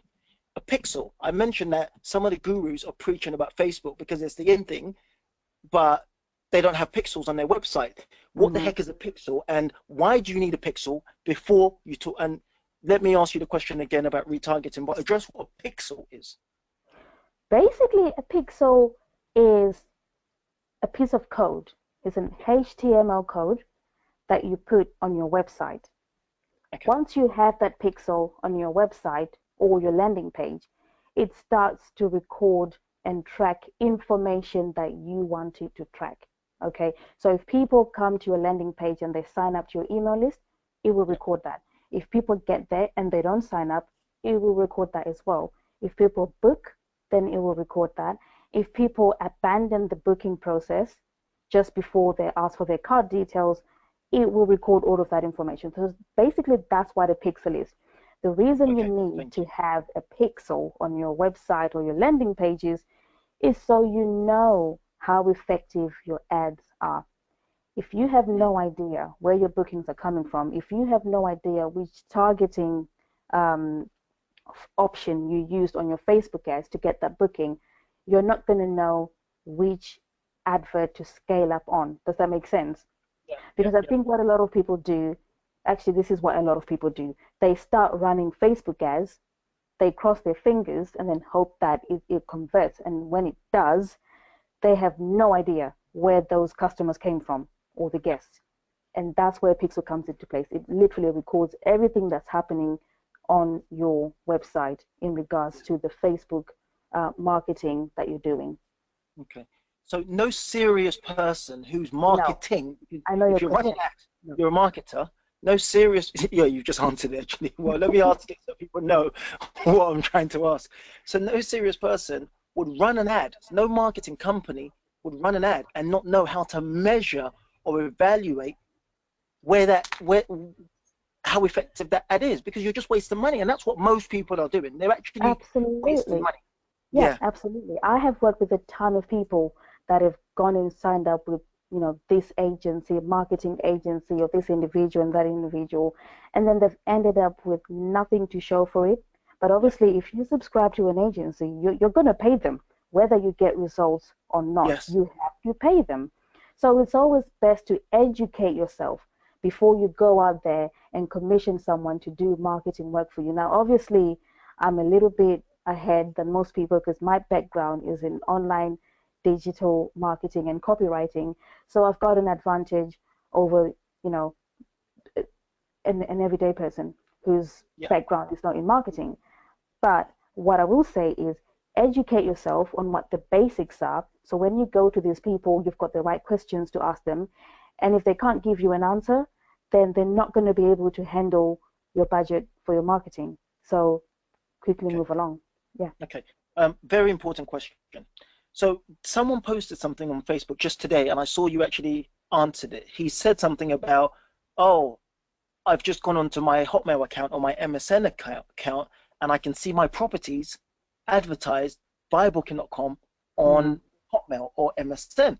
Now, that's a very, very specific um, action carried out by a Facebook marketer like yourself. What is that called, and why is that the most effective thing? In my opinion, why is it effective? It might not be the most effective for you, but No, why is it? it's definitely the most effective for me because it costs so little compared to running straight ads. That's what's called retargeting. Some people call it remarketing. Um, Basically, what that is when you look at a certain page or a Yes. website, and then you leave that website and then you go about your business online or an email, you are basically shown an ad that's relevant to what you were looking at. Okay.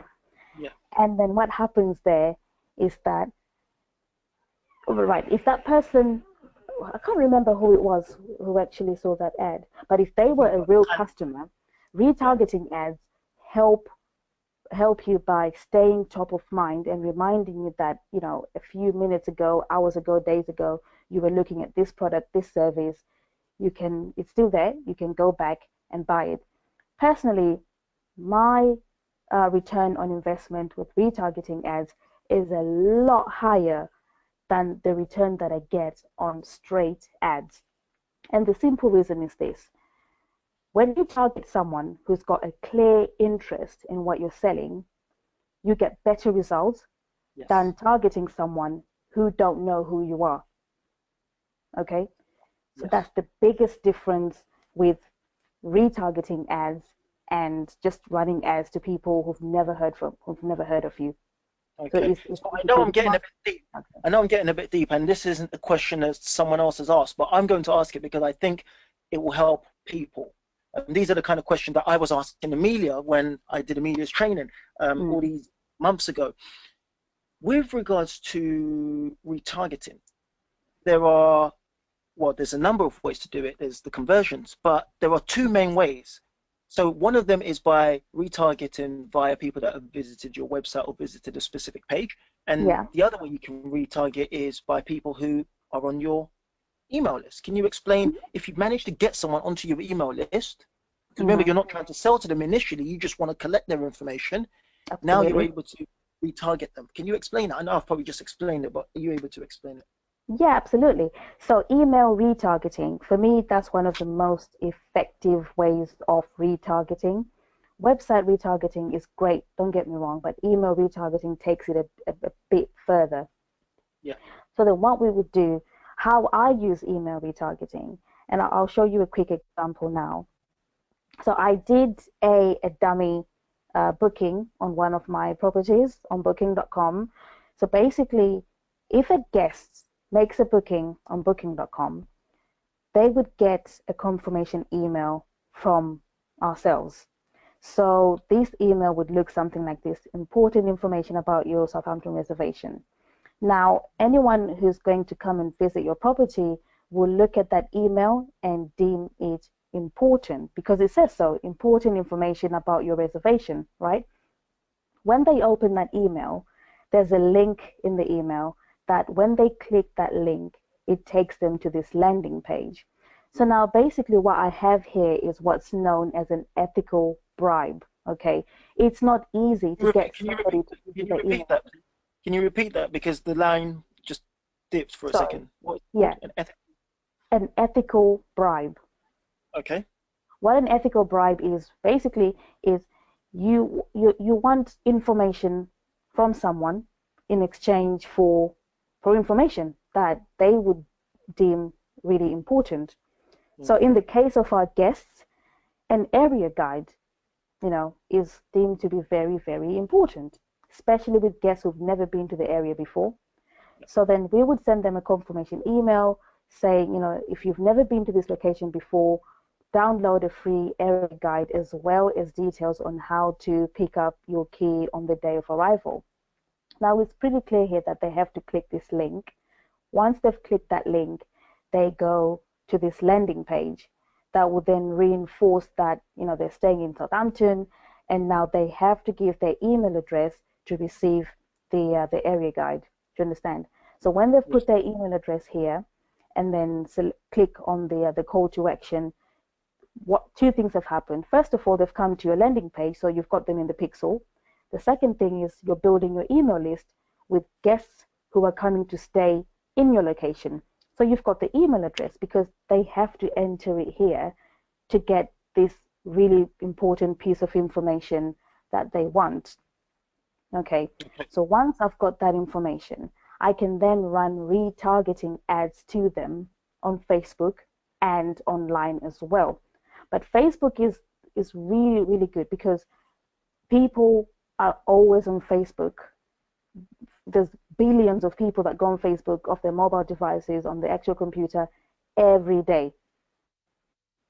So this is how I've been able to turn like booking.com bookings into direct bookings, because once I have their email address, once I have them on the pixel, I will start running retargeting ads to them straight away. Okay, so these ads will just reinforce that they will get a better deal if they book directly with us. Yes. So Brilliant. that's how it works. Yeah. Brilliant.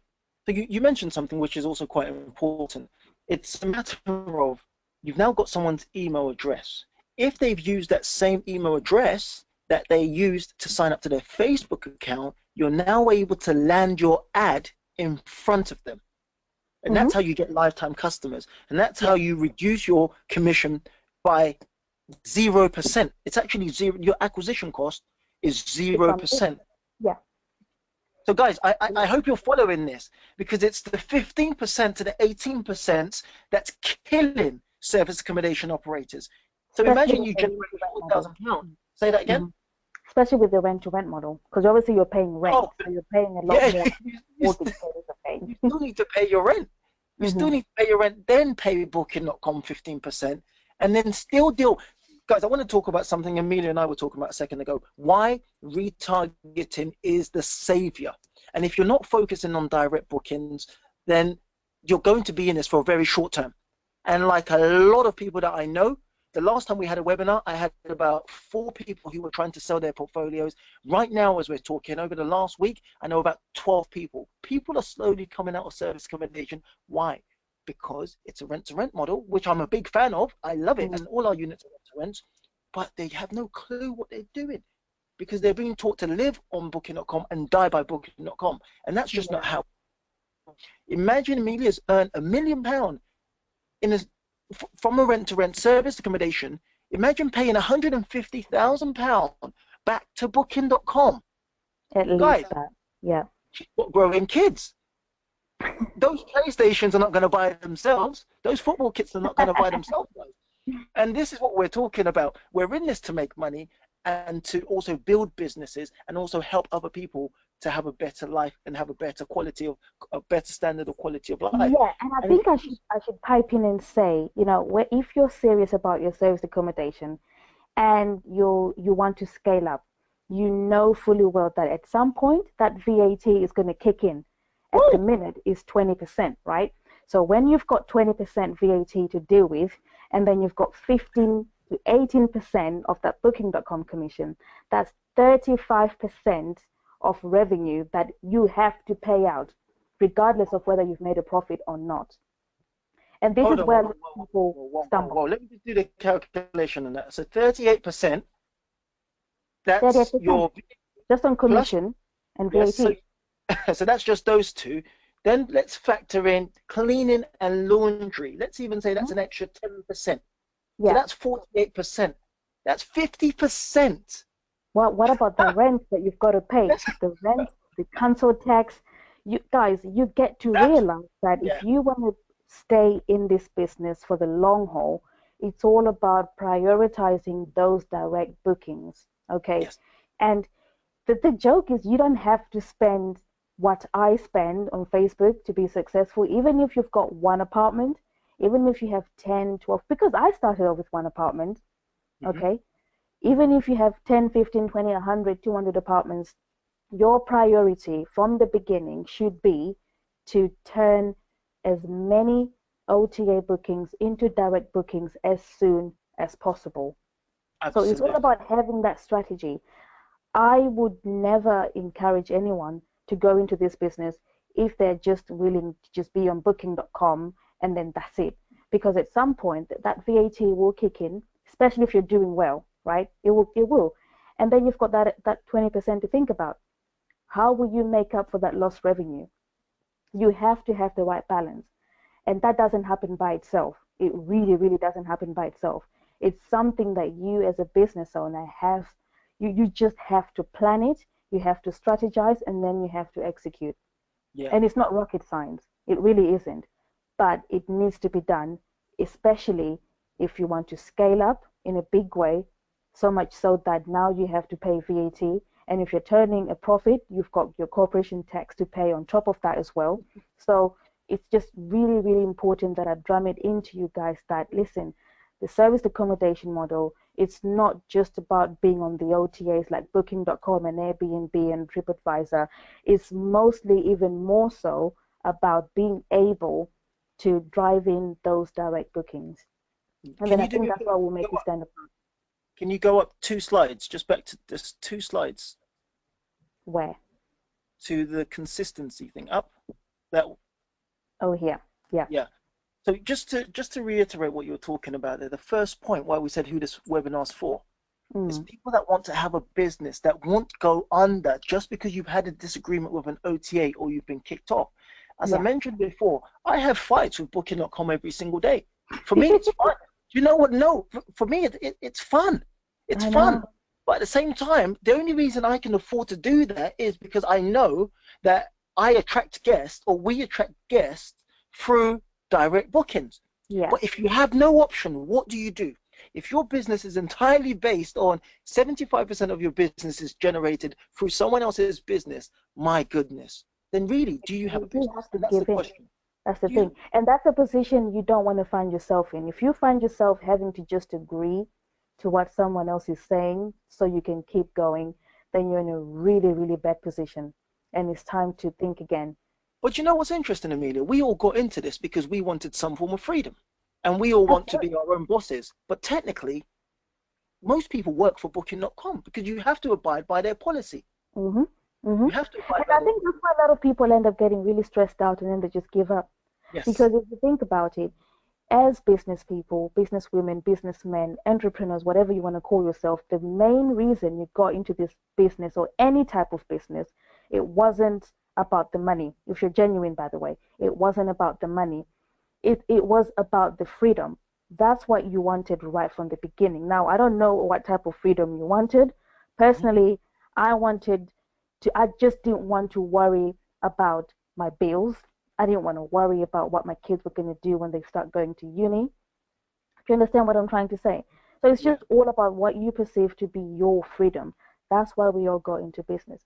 But when you get into this type of business now, and you get that stripped away from you because you haven't got the right strategies, because you don't, or maybe because you genuinely don't know what you're supposed to be doing to then to maintain that freedom, then it's something like this that should at least open your eyes and make you aware that there's another way of doing things.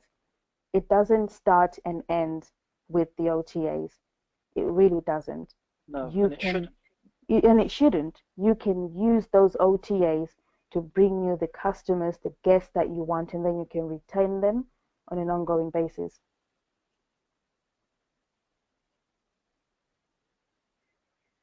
Can Fantastic. you hear me? I can just about, I think you blanked out for a second. Okay. Okay, there we go. Brilliant. So guys, I put this slide together because it looks quite colourful and yeah, I like colourful stuff. But most importantly, what I really wanted to reiterate was I run a very successful sourcing business and I've sourced for a lot of people and maybe more than 10–15% of people also on this call probably happen to be my clients. Emilia runs a very, very, very profitable business and works 5 hours a week and spends most of that time with her partner or with her kids or just socializing. As I said, Emilia and I, over the last, I think, 48 hours, what have we been doing over the last 48 hours? It's just eating Papa John's and just talking about life. And we get quite deep and we start getting all, philosophical on life. But what I really wanted to emphasize here, guys, is it's not fluke. There's a big Yeah. difference. And this is why I use this diagram. If you look at just the first one, and this is where most people start from. We hear about Yeah. service accommodation. We hear that it's a great model. We hear that people are making money from it. We hear some lies that some people have got 1,000 apartments and they're making £1 million a month from it. Mm. But we all get excited. And then we get to the second one because we get our first unit. And then we think, wow, this is going great. And then the third one, we hit a stumbling block and we don't know what to do because we've never experienced, we never expected that to happen because people don't want to tell you that there is the ups and there's the major downs, such as the Mm. lease, such as the management company, such as booking.com, such as fraud, such as the Mm. parties that destroy every single operator in London, unless they've gone through some sort of training, will be a victim of some form of party or fraud in London. I can speak for London. Unless you've Absolutely. been trained or you've been told otherwise, you will be a victim. And that's the truth. That's just the nature of service accommodation over here. But unless you know what to do and how to protect yourselves from it, you will. And listen, having a chargeback and having someone commit fraud and having someone having a party doesn't seem like the end of it. But people will lose accommodations and lose their investments because one little cheeky bugger had a big, massive party, disturbed the neighbors complained to the concierge or the building manager complained to the leaseholder. Guess what? You're getting thrown out, not because you contravened the lease, because you've got the right contract. However, if you're disturbing people who are paid millions and millions to buy their accommodation and people are messing up and running a hotel next door, then you're going to get thrown out. So Yeah. this now takes you back from number 3 back to number 2. Now you're demotivated. Now you say service accommodation doesn't work. Now you're like Mm. many of my clients or some of the other people who are excited and you're saying, do you know what? I'm going to get rid of my unit and I'm not going to grow because this model is fake and this model doesn't work. But I'm a living testimony. Emilia is an incredible review or testimony to how this business can change your life. So what happens is you get yourself trained and you jump to number 4. You start to understand how the business works. The little things. I say this all the time, like an octopus. Service accommodation has so many moving arms. I'm so silly because I just moved my arms around as I was trying to explain it. But you have to understand, we're managing 21 staff. Imagine you doing that yourself when you first start. You're now having 21 different roles. You're the Yeah. security guard. You're the payment processor. You're the check-in staff. You're the cleaner. Guys, but I stand by understanding each facet of your business. Then the 5th one is you get to a place whereby your business is running. You're now scaling up bit by bit because you understand the moving parts. You're able Mm. to understand what's going to happen next. You're able to kind of judge a type of client or understand a type of client and understand whether you want that person to stay or not. A lot of that comes with experience. We all talk about gut. Gut is really our experience talking to us. But the last part that I need every single person, and what I'm doing here is I'm protecting this entire industry. Unless every single person gets to that last blue point right there, this industry will not have the legs to stand on and become a formidable force because so many people, if they're not doing the things the right way, will bring this industry into disrepute. That's the truth. You're going to get thrown out. Leaseholders are going to complain to local councils. People who have paid mortgages and bought homes are going to complain. And guess what? There will be bans on service accommodation because you don't know how to run your business. You've got guests who are standing outside for 2 hours trying to check in. So in saying that, guys, I think it's so important to understand that there are levels. And what Mm-hmm. you need to do is understand and appreciate where you are at the moment, understand and just have it in your mind that the model absolutely works. And Emilia has made £1 million from service accommodation. Oh, over a And I'm not, million. sorry about that. Sorry. Sorry. Made over 1 million from service accommodation. And I categorically will put my hands up here and say, I don't know anyone else that can attest to that and can show physical evidence of generating £1 million and running their business on their own terms. What I want from you guys now today is, I know we've got tons and tons of questions, guys, and unfortunately time doesn't permit us to do so. I can't physically get into everything. Emilia and I are running one of our favorite things that we've been doing over the last 4 months now. We're running something called an Essay and Sourcing Smarty Pants Training Day version number 3. The great thing is, you guys will benefit because it gets better and better and more insight and more insight. So let me start from number 1, guys. I am the sourcer. If it comes down to service accommodation, ask anyone on the service accommodation group. They will tell you the Source London, TJ, when it comes down to sourcing, is the person to go to, guys. That hasn't happened by fluke. I'm a bloody hard worker who has goals and dreams, and that's allowed me to do so, guys. What I'm going to do is teach you how I do exactly what I do.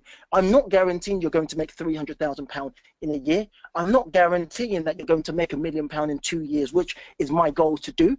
But I can damn sure guarantee that I will hold your hand and teach you the models that I've put in place and the systems that I've got in place that's allowed me to grow my business and still have a very, very incredible leisure lifestyle, which allows me to travel the world at my own leisure. Secondly, guys, what's so important is we've got a starter pack for you.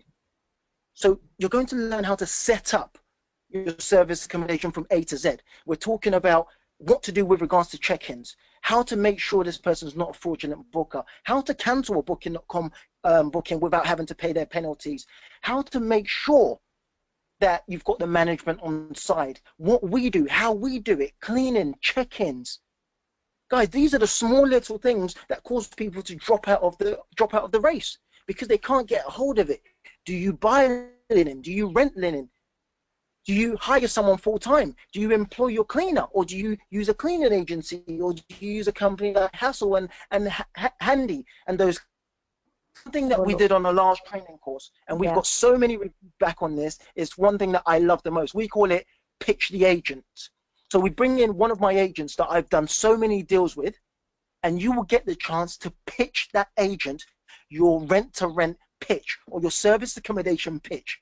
She is absolutely brutal, guys. And I'm not saying it to scare you guys, but believe me, ask anyone else that had the chance to pitch her. She will set you straight and tell you what she would like to hear when you call her office with regards to service accommodation, guys. So we're going to get her down. So you're going to get the chance to get the rust out of your system. I'm going to teach you my pitches. I'm going to teach you my scripts, and I'm going to help you to develop a pitch and a script so that when you're pitching the agent and when you're pitching landlords and developers, it rolls off your tongue. But guys, the most important part for me here is, and this is the part that you can learn sourcing from somewhere else, guys.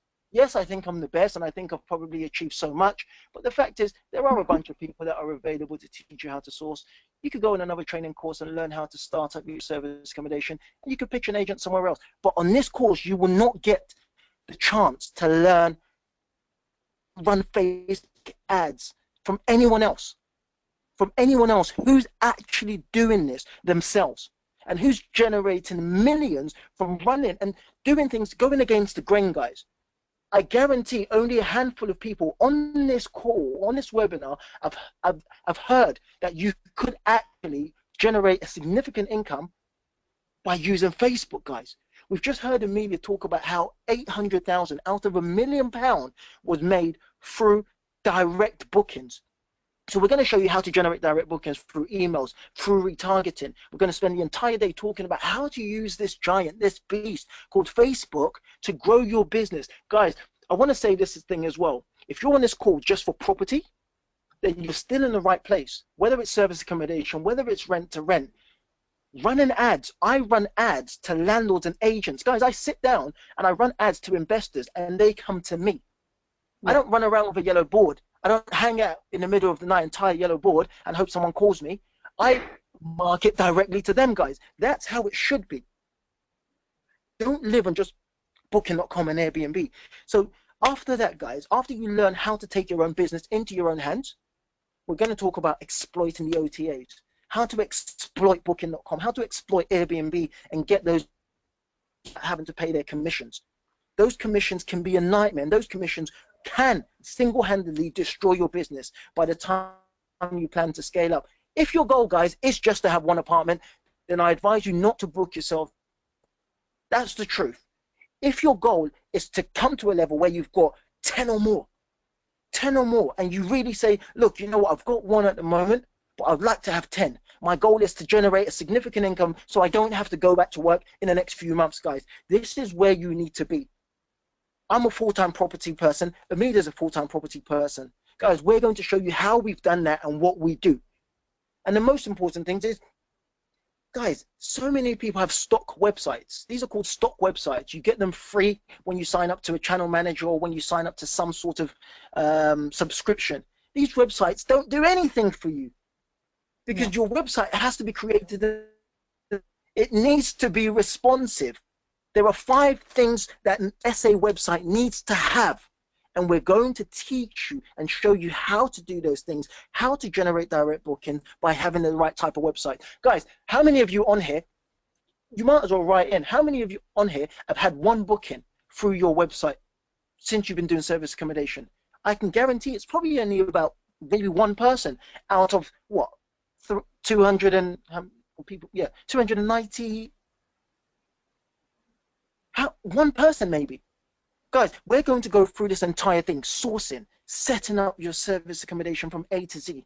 We're going to put you through the Dragon's Den pitch the agent course, how to do direct bookings and how to get people to come to your website, to come to you on your terms, on your policy, how to exploit Booking.com, Airbnb, TripAdvisor, late rooms, and how to build the perfect website, guys. We're going to teach you all of that in one day, guys, just one day. Yeah. Now, guys, what I wanted to do is I marketed this initially for £999. Then I got a little bit excited and I said, look, for my time, for Emilia's time, let's say it's £2,000. Let's say I teach you how to source, that would cost £1,000. Emilia, sitting down with you will probably cost a lot more. But for today, I said, let's do it at £900. Let's just help as many people as possible get on this platform and learn how to take their business into their own hands. Then Emilia said, no, because we're nice people, let's do it for £579. So I said, okay, cool, let's do it for £579. So we came up with this really, really smart idea, guys. We're going to let you have every single thing I just spoke about with regards to sourcing for £579. Okay, so it means on that day we're literally going to be cooped up in that room and we're going to learn every single thing about how this entire business works, from sourcing to scaling to direct bookings, on how to use Facebook as the power tool to running your business. Facebook is the missing ingredients in this entire service accommodation model. But what we've decided to do, guys, if you book it right now and secure your seats, we'll be doing this in Heathrow on the 3rd of June. Pay £79, guys, and then the price is £600. But if you complete your payment today and book your seats so we can account for how many people are actually coming on that day, it's only £579. So you've got the option, guys. We've tried to make it as flexible as possible.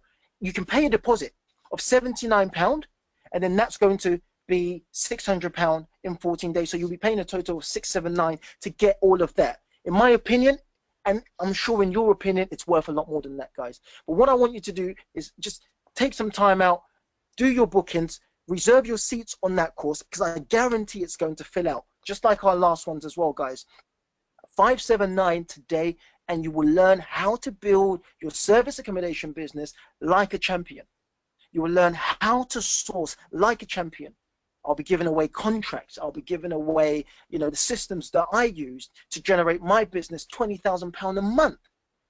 Just that by itself, in my opinion, makes this great value. So I want all of you guys to go on www.samasterclass.com/events, book your seats. I want to see you guys there. I can't wait to see you guys there, because I love to talk, guys, and I love to teach. My voice is my tool. I know some people get angry that I love to talk, but my voice is what makes me £20,000 a month. My voice is what allows me to rent Lamborghinis and rent R8s and rent a Maserati, because of my voice. And I love that. And I'm going to teach you guys how to use your voice to win, how to use your voice to build your business, how to use your voice to allow you to work a few hours a week. Let's even say a few hours a month. Yeah. if that works for you guys, I want you guys to get booked in. I want you guys to secure your seats. I can't wait to see you guys. I'm so excited about this. This is a part where, you know, we get to give everything back, and we get to teach people, and we get to educate people going forward. So, guys, it's so Yeah, and important. I'm also really, really excited because as you know, TJ, Facebook changes all the time. So, Hmm. based on the feedback we've had from everyone who's been on our training days, the workshop days that we've had, that the biggest thing that people appreciate about our workshops is that we don't have any upsells. What we say that we're going to train you on is exactly what we train you on. We're not going to give you information in halves. We'll give you all the information up front. And I think what's also really, really important here is that if you have been on a course or a training day with us before, and then Facebook updates itself and everything has changed completely, you get that information for free. You get the updates for free from myself on our online platform and in the members only group that we have on Facebook. And I think some, for a lot of people who've been on our workshops and training days, the ability to send myself or TJ an email and then get a response is absolutely priceless. Because as you know, when you've been on training days, when you've been on workshops and you've done this, sort of training, it's impossible to absorb everything in one day and then be able to execute the next day. You're Absolutely. gonna you're gonna have questions. You're gonna come across stumbling blocks. You're gonna have situations that you will feel like you need somebody to give you the best advice on. And that's why our training and workshop days are different because we don't have upsells. We're not gonna say to you, well, okay, you've done our course, but now you need an answer to this question, Mm. but you have to pay X amount of money to remain in the club. We don't work like that. We just fully believe that, you know, we want to help as many people as we can. And this is why we started this. Because I think if you look at it realistically, we are in the service accommodation rent to rent model business. That's where we make our money from. We don't make money from these courses, despite what other people might think. Because I know there's a lot of flack. Trainers get a lot of flack from a lot of people. So I wanted to put it out there. I personally think that, in fact, I know for a fact that if I hadn't gone on the training, the marketing training that I did, 6 years ago, Mhm. I I just wouldn't be where I am today. So I fully believe in learning and educating yourself so you can do bigger and better things for yourself and for your business. Absolutely. Yeah. Absolutely. Fantastic. Well, let's just leave that up there for a second so people can see that. If you send everyone the link, get them booked in, and then we'll just carry on with the questions and answers. I know we've got a ton of questions, so we can just answer a few more questions. Yeah, there's a lot of questions still. Okay, so we've got a question from Philip. For the key system, if not keyless cards, how do you prevent people coming back when the property is empty due to them knowing the key box code? Okay, so yes, I run a development of 6 units, and we're in the process actually. As I said, the place is being completely renovated.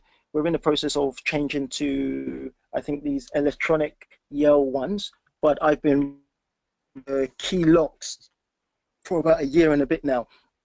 When the cleaner goes to, so what we did right from the beginning is we went on to Google and we typed in, I can't, this was some time ago, but what we typed in was 4-digit combinations. And it came up with a list of 4-digit codes. And we put that into an Excel spreadsheet. That Excel spreadsheet is given on Dropbox to our cleaner. So when she cleans an apartment, and then she drops the key back in there, she changes the code. So it means that we already know what code she's going to use. The Right. person is checked out. Um, if they were to come back, would still believe it's the code that they use, not knowing that the cleaner will change the code as she's exiting the building and she's dropping the key in there. So that's it. So the best thing to do, as I said, is to get an infinite number of 4-digit codes. Hmm. So it never ends. Save it a couple of times because we've had an incident where we lost that list, so we forgot which number was supposed to be for what lockbox, and we had to break it open. So yes, get a list done on Google, and then that would help you and get your cleaners once they've cleaned to go from there. Okay, now this is a question from you. It's from Zainab. How do you source new developments in locations where you don't have the relationships with agents? How are you? I know Zainab very well. Um, as everyone knows, I, as much as I like to say I'm a hard worker, I'm quite lazy. My skill set is on the telephone. That's one benefit. My ability, or anyone I've trained's ability, is on the phone. You're able to get on the phone. And these are the small little things that we teach on the training courses with regards to building relationships. There are things that I fundamentally stand by: reciprocity, social proof, preempting. These are the little things that you need to learn to be able to do development. You're not going to get development done by just calling someone and saying, "Hi, I'm a service accommodation provider. I'm interested in taking a development." It's a lot more deeper than that, and it's a lot more skillful than that. And if you do manage to get one, you will, yeah, in fact, you might be able to get one, but it won't be on favorable terms. So Yeah. everything, as I say, is in the setup. When I get into the call right from the beginning, they know that they're speaking to the big boss. They know that they're speaking to the person who makes their decisions. But most of the time, call as a sourcer. It's one of the secrets that works. Call as a third party. That allows Mhm. you to play around with the negotiations. That allows you to play them and just say, look, you know what, I've spoken to my client. You are really your client. But it allows you to, it buys you time. You don't have to make irrational decisions. You can just say to them, I'll be back. I'll go back to my client. I'll find this out. You can go and regroup and reassess. But again, as I said, get trained. Yeah, Get trained in communication. Because we can all speak doesn't mean we're effective communicators. absolutely. Okay, we've got another question. Do we need to pay VAT as short-term rent providers? I think short-term rent providers is what she actually put on there. But basically, yes, you do, don't you? As long as you hit the threshold. I'm not a VAT expert. I am not an accountant. I can only give you advice based on what's happening in my own business. And as far as I know, if you turn over, I think it's £83,000. Am I correct, TJ? 83,000. I don't know. Speak to your accountant. Same thing I do. Somewhere Speak to my there. accountant. Yeah, Don't, send an one thing account. that, that's the one thing we were talking about. Don't bug yourself with things like that. Leave that to the experts. Unless you're going to Yeah. fire your account yourself, leave it to the experts. Concentrate on building a business. I don't care about VAT and taxation. I leave that to who I pay to do it. My accountant's just done my accounts. I'm Yeah. focused on getting more money. Yeah. Absolutely. So yeah, but basically, if you're turning over a certain amount of money, I believe it's £83,000. Maybe I'm not 100% accurate there, but yes, you do have to pay VAT on your turnover. However, you can get a reduced rate of VAT on the bookings that stay, uh, a minimum of, is it 28 days or something like that. I Yes. will find the link to all this information about the VAT stuff, and then I'll send it to everyone who's on this call just in case you need it. I'll get the link directly from the .gov.uk website in regards to HMRC and taxes, and then send it to you guys. Okay, so I've got another question from Etim. He says, what platforms do you use for your direct bookings? So for me, the biggest platforms that have played a big role in direct bookings, they are Google and Facebook, but primarily Facebook. Facebook ads and running Google hotel ads. Now, there's a big difference between Google AdWords and Google hotel ads. But talking about Google Hotel is an entirely different uh, conversation topic altogether. But the main platforms that I use to get direct bookings are Google Hotel ads and Facebook ads. So I hope that answers your question. Okay. hmm So I've got Another question, she says, Annette, do you have this written down as a booklet or ebook on how to do direct bookings? Quite interestingly, not yet. No, I haven't, but it's something that I'm currently working on. I'm actually currently working on a book that will give you guys information and the how to on how to get direct bookings for your rent-to-rent serviced accommodation. I currently haven't got that. What I do have at the minute is this training day that we have on the 3rd of June.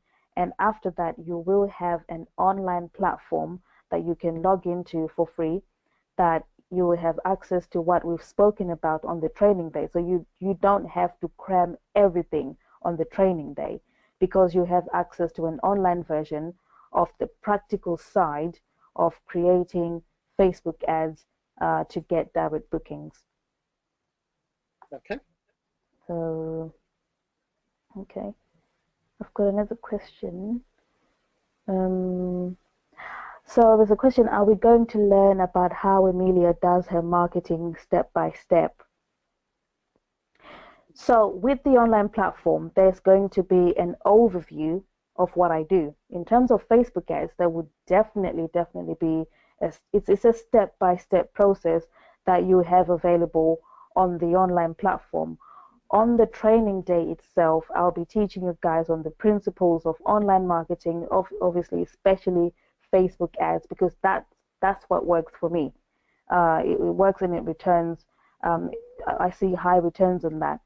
So yes, there's definitely a step-by-step marketing guide on how to run Facebook ads, and then an overview, a general overview of how I get the corporate guests, how I get the business travelers to book with me. That's direct marketing. So you're not spending money on ads.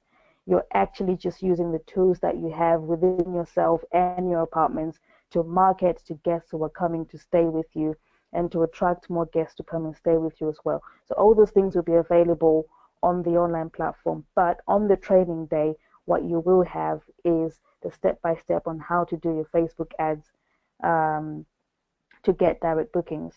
Okay. Yeah, I'm just going through the lists of questions.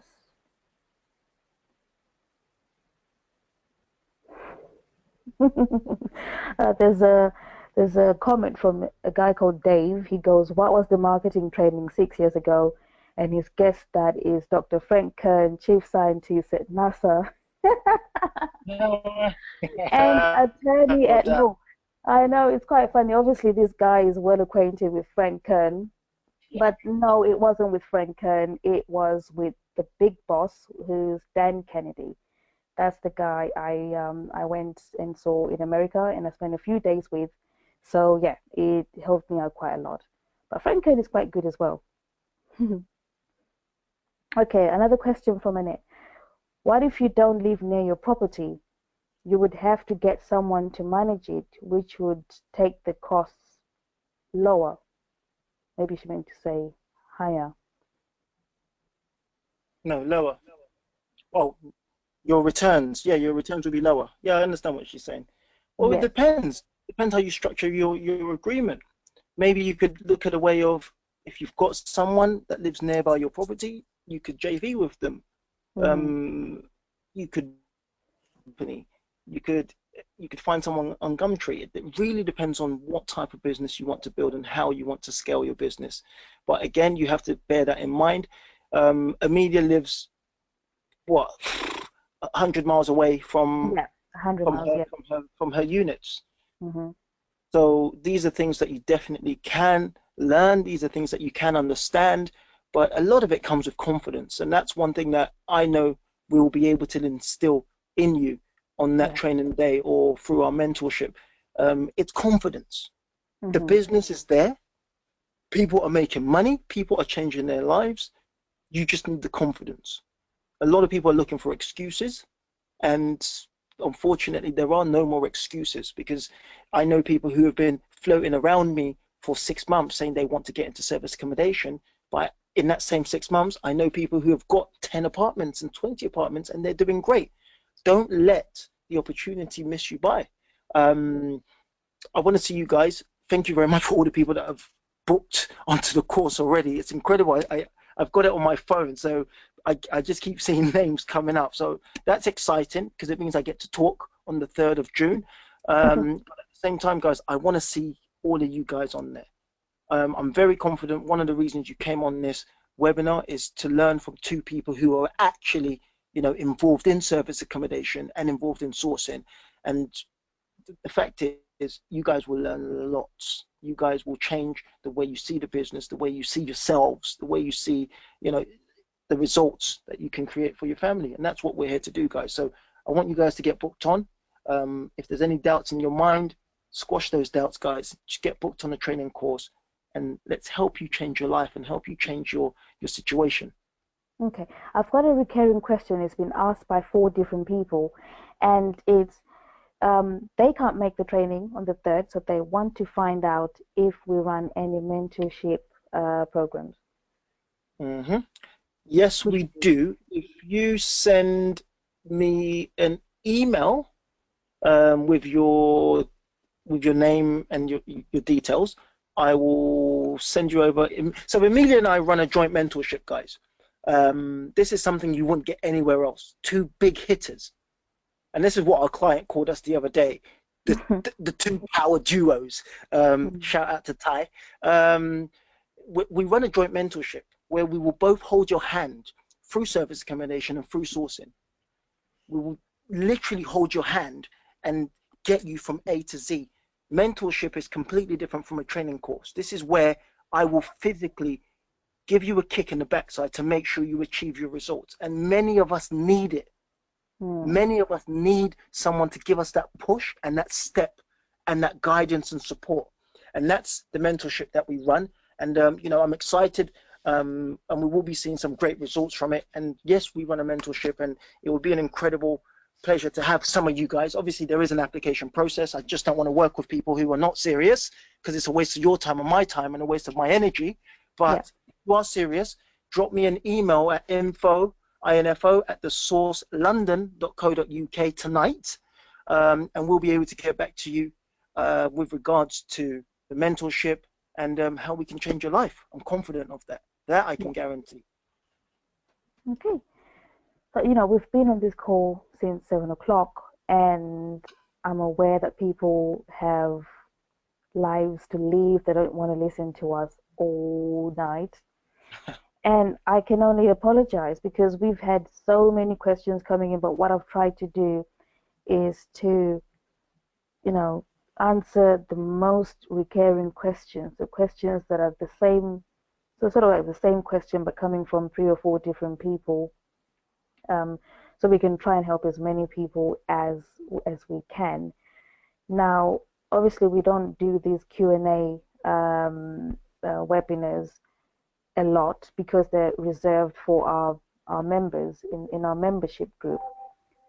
So I can only apologize if I didn't answer your question. Obviously, I do apologize for that. But if you are part of our Super Blast group on Facebook, guys, feel free to engage and ask questions. Tag myself, tag TJ in the questions that you have, and we'll do our absolute best to make sure that you get a reply, and to help you along in whatever it is that you're trying to achieve. Yeah. You know what? You know what it is? I've been drinking Red Bulls all day, so I'm still pumped and I still want to help as many people. So if you just fire me over a couple more questions, let me help them. Okay. It's a lot easier. Only, guys, it's only because I know you're going to have a lot of questions. It's a bank holiday. I'm planning to go to Monaco literally tomorrow afternoon, and I don't think I will come back in one. Yeah, yeah. So let me answer as many questions as possible because I know you guys will have some questions over the weekend. So yeah, just fire me over some questions. I know there were a few sourcing questions. Um, Okay, we've got someone who wants to know that email address again from the mentorship request. okay. So if you could just repeat that. Yeah, of course, it's info at the source TheSource London.co.uk.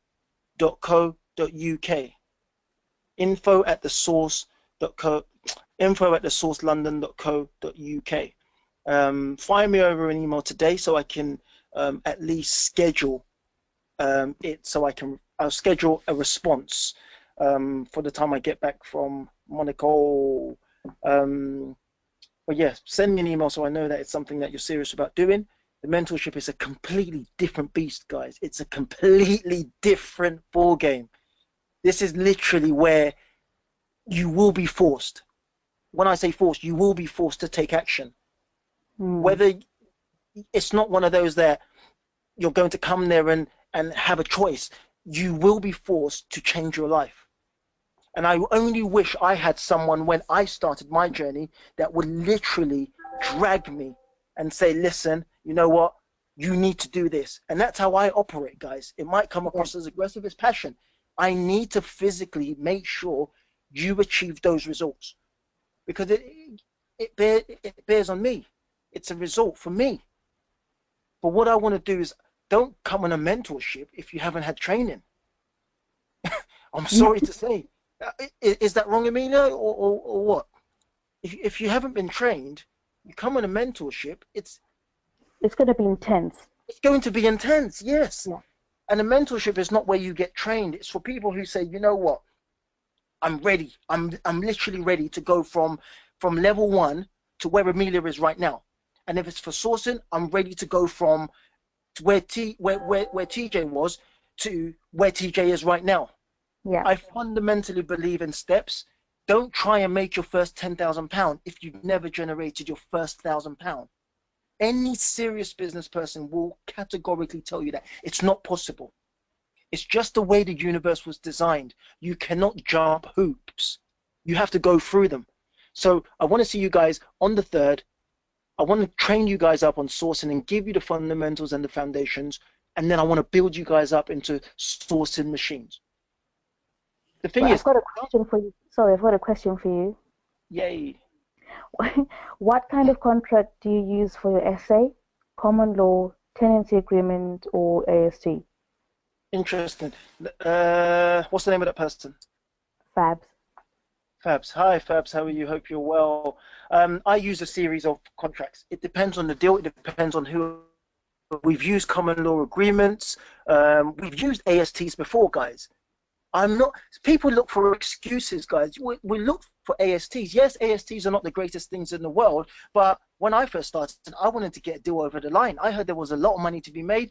I use an AST. Now I'm a bit use an AST, but I will get the agents to remove the clauses that could contravene the contract. So that subletting clause will get removed. In an AST, modern ASTs will suggest that all of them always say the landlord will give you, wouldn't expressly withhold your permission to sublet, or you must get permission from the landlord in order to sublet.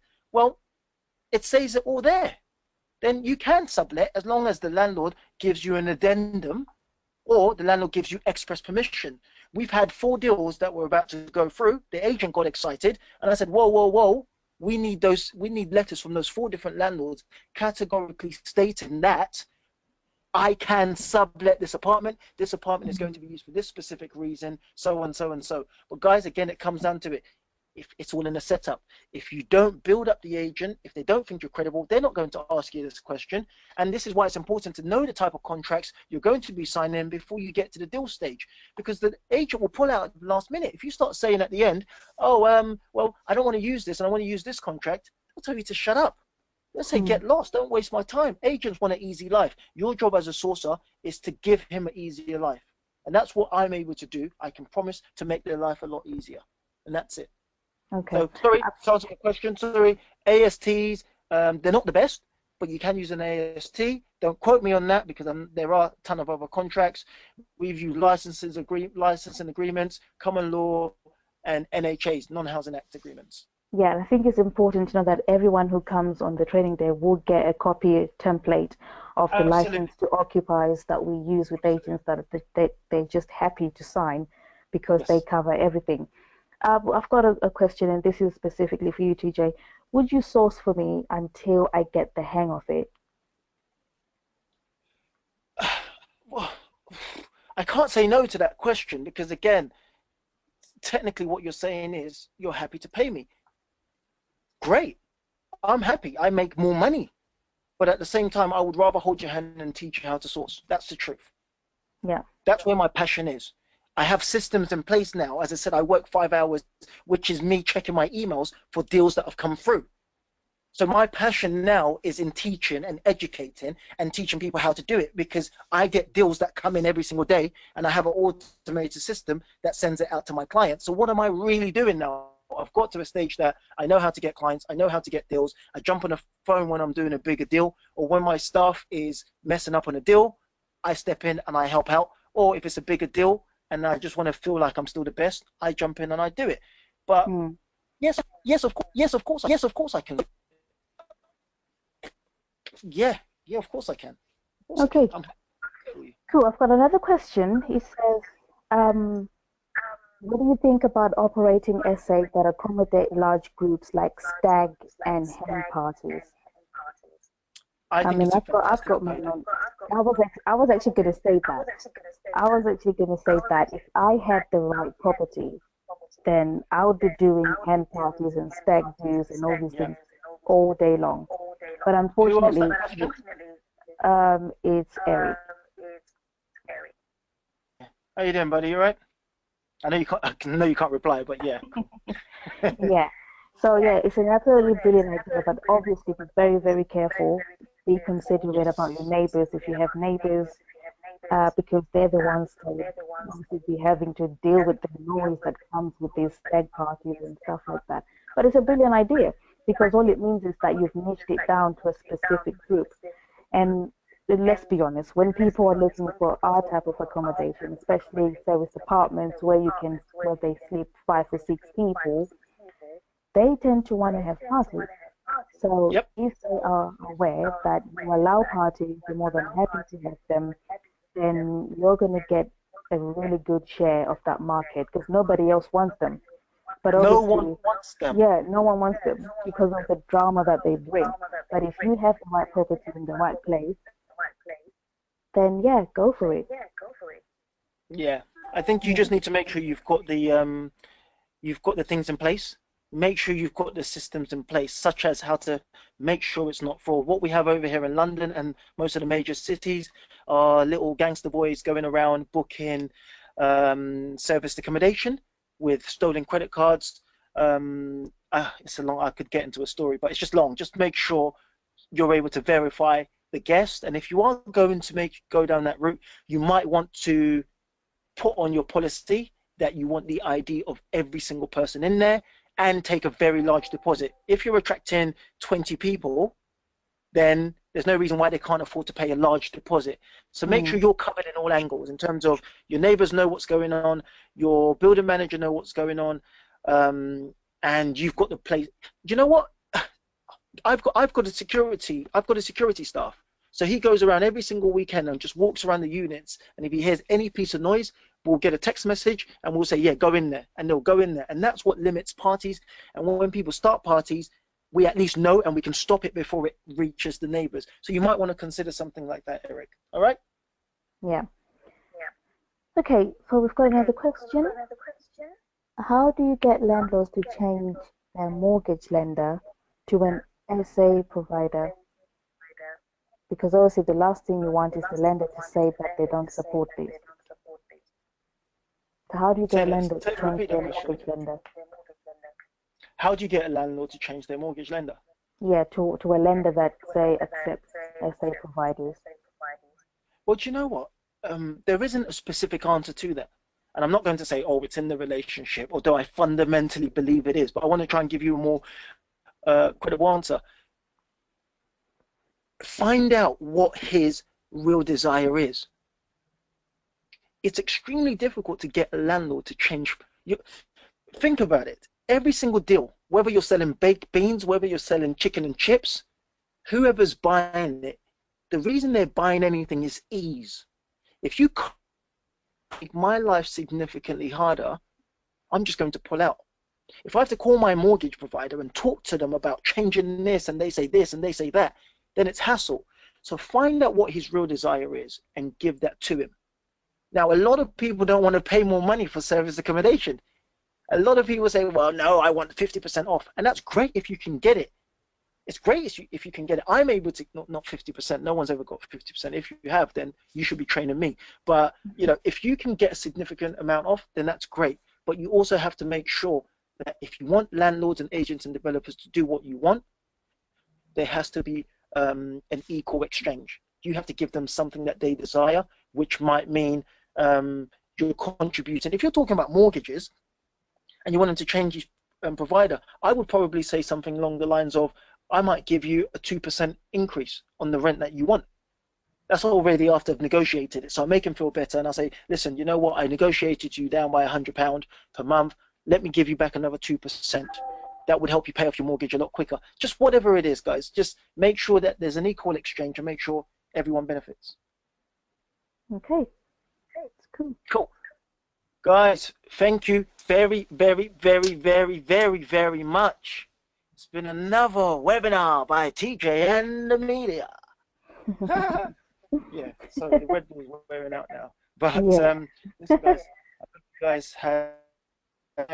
Some of you guys know that we have a closed Facebook group. So for all you guys who have booked onto the training course on the 3rd of June, we will be adding you to that Facebook group where you'll be able to learn from all the other people that have been on our Facebook training. So you can get prepared.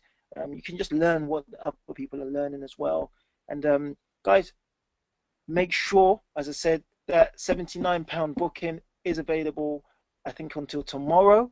Mm-hmm. So make sure you get booked on, and I would love to see you guys soon. And I'll deal with everyone's email. I will schedule it to reply to you guys, hopefully by Monday or Tuesday.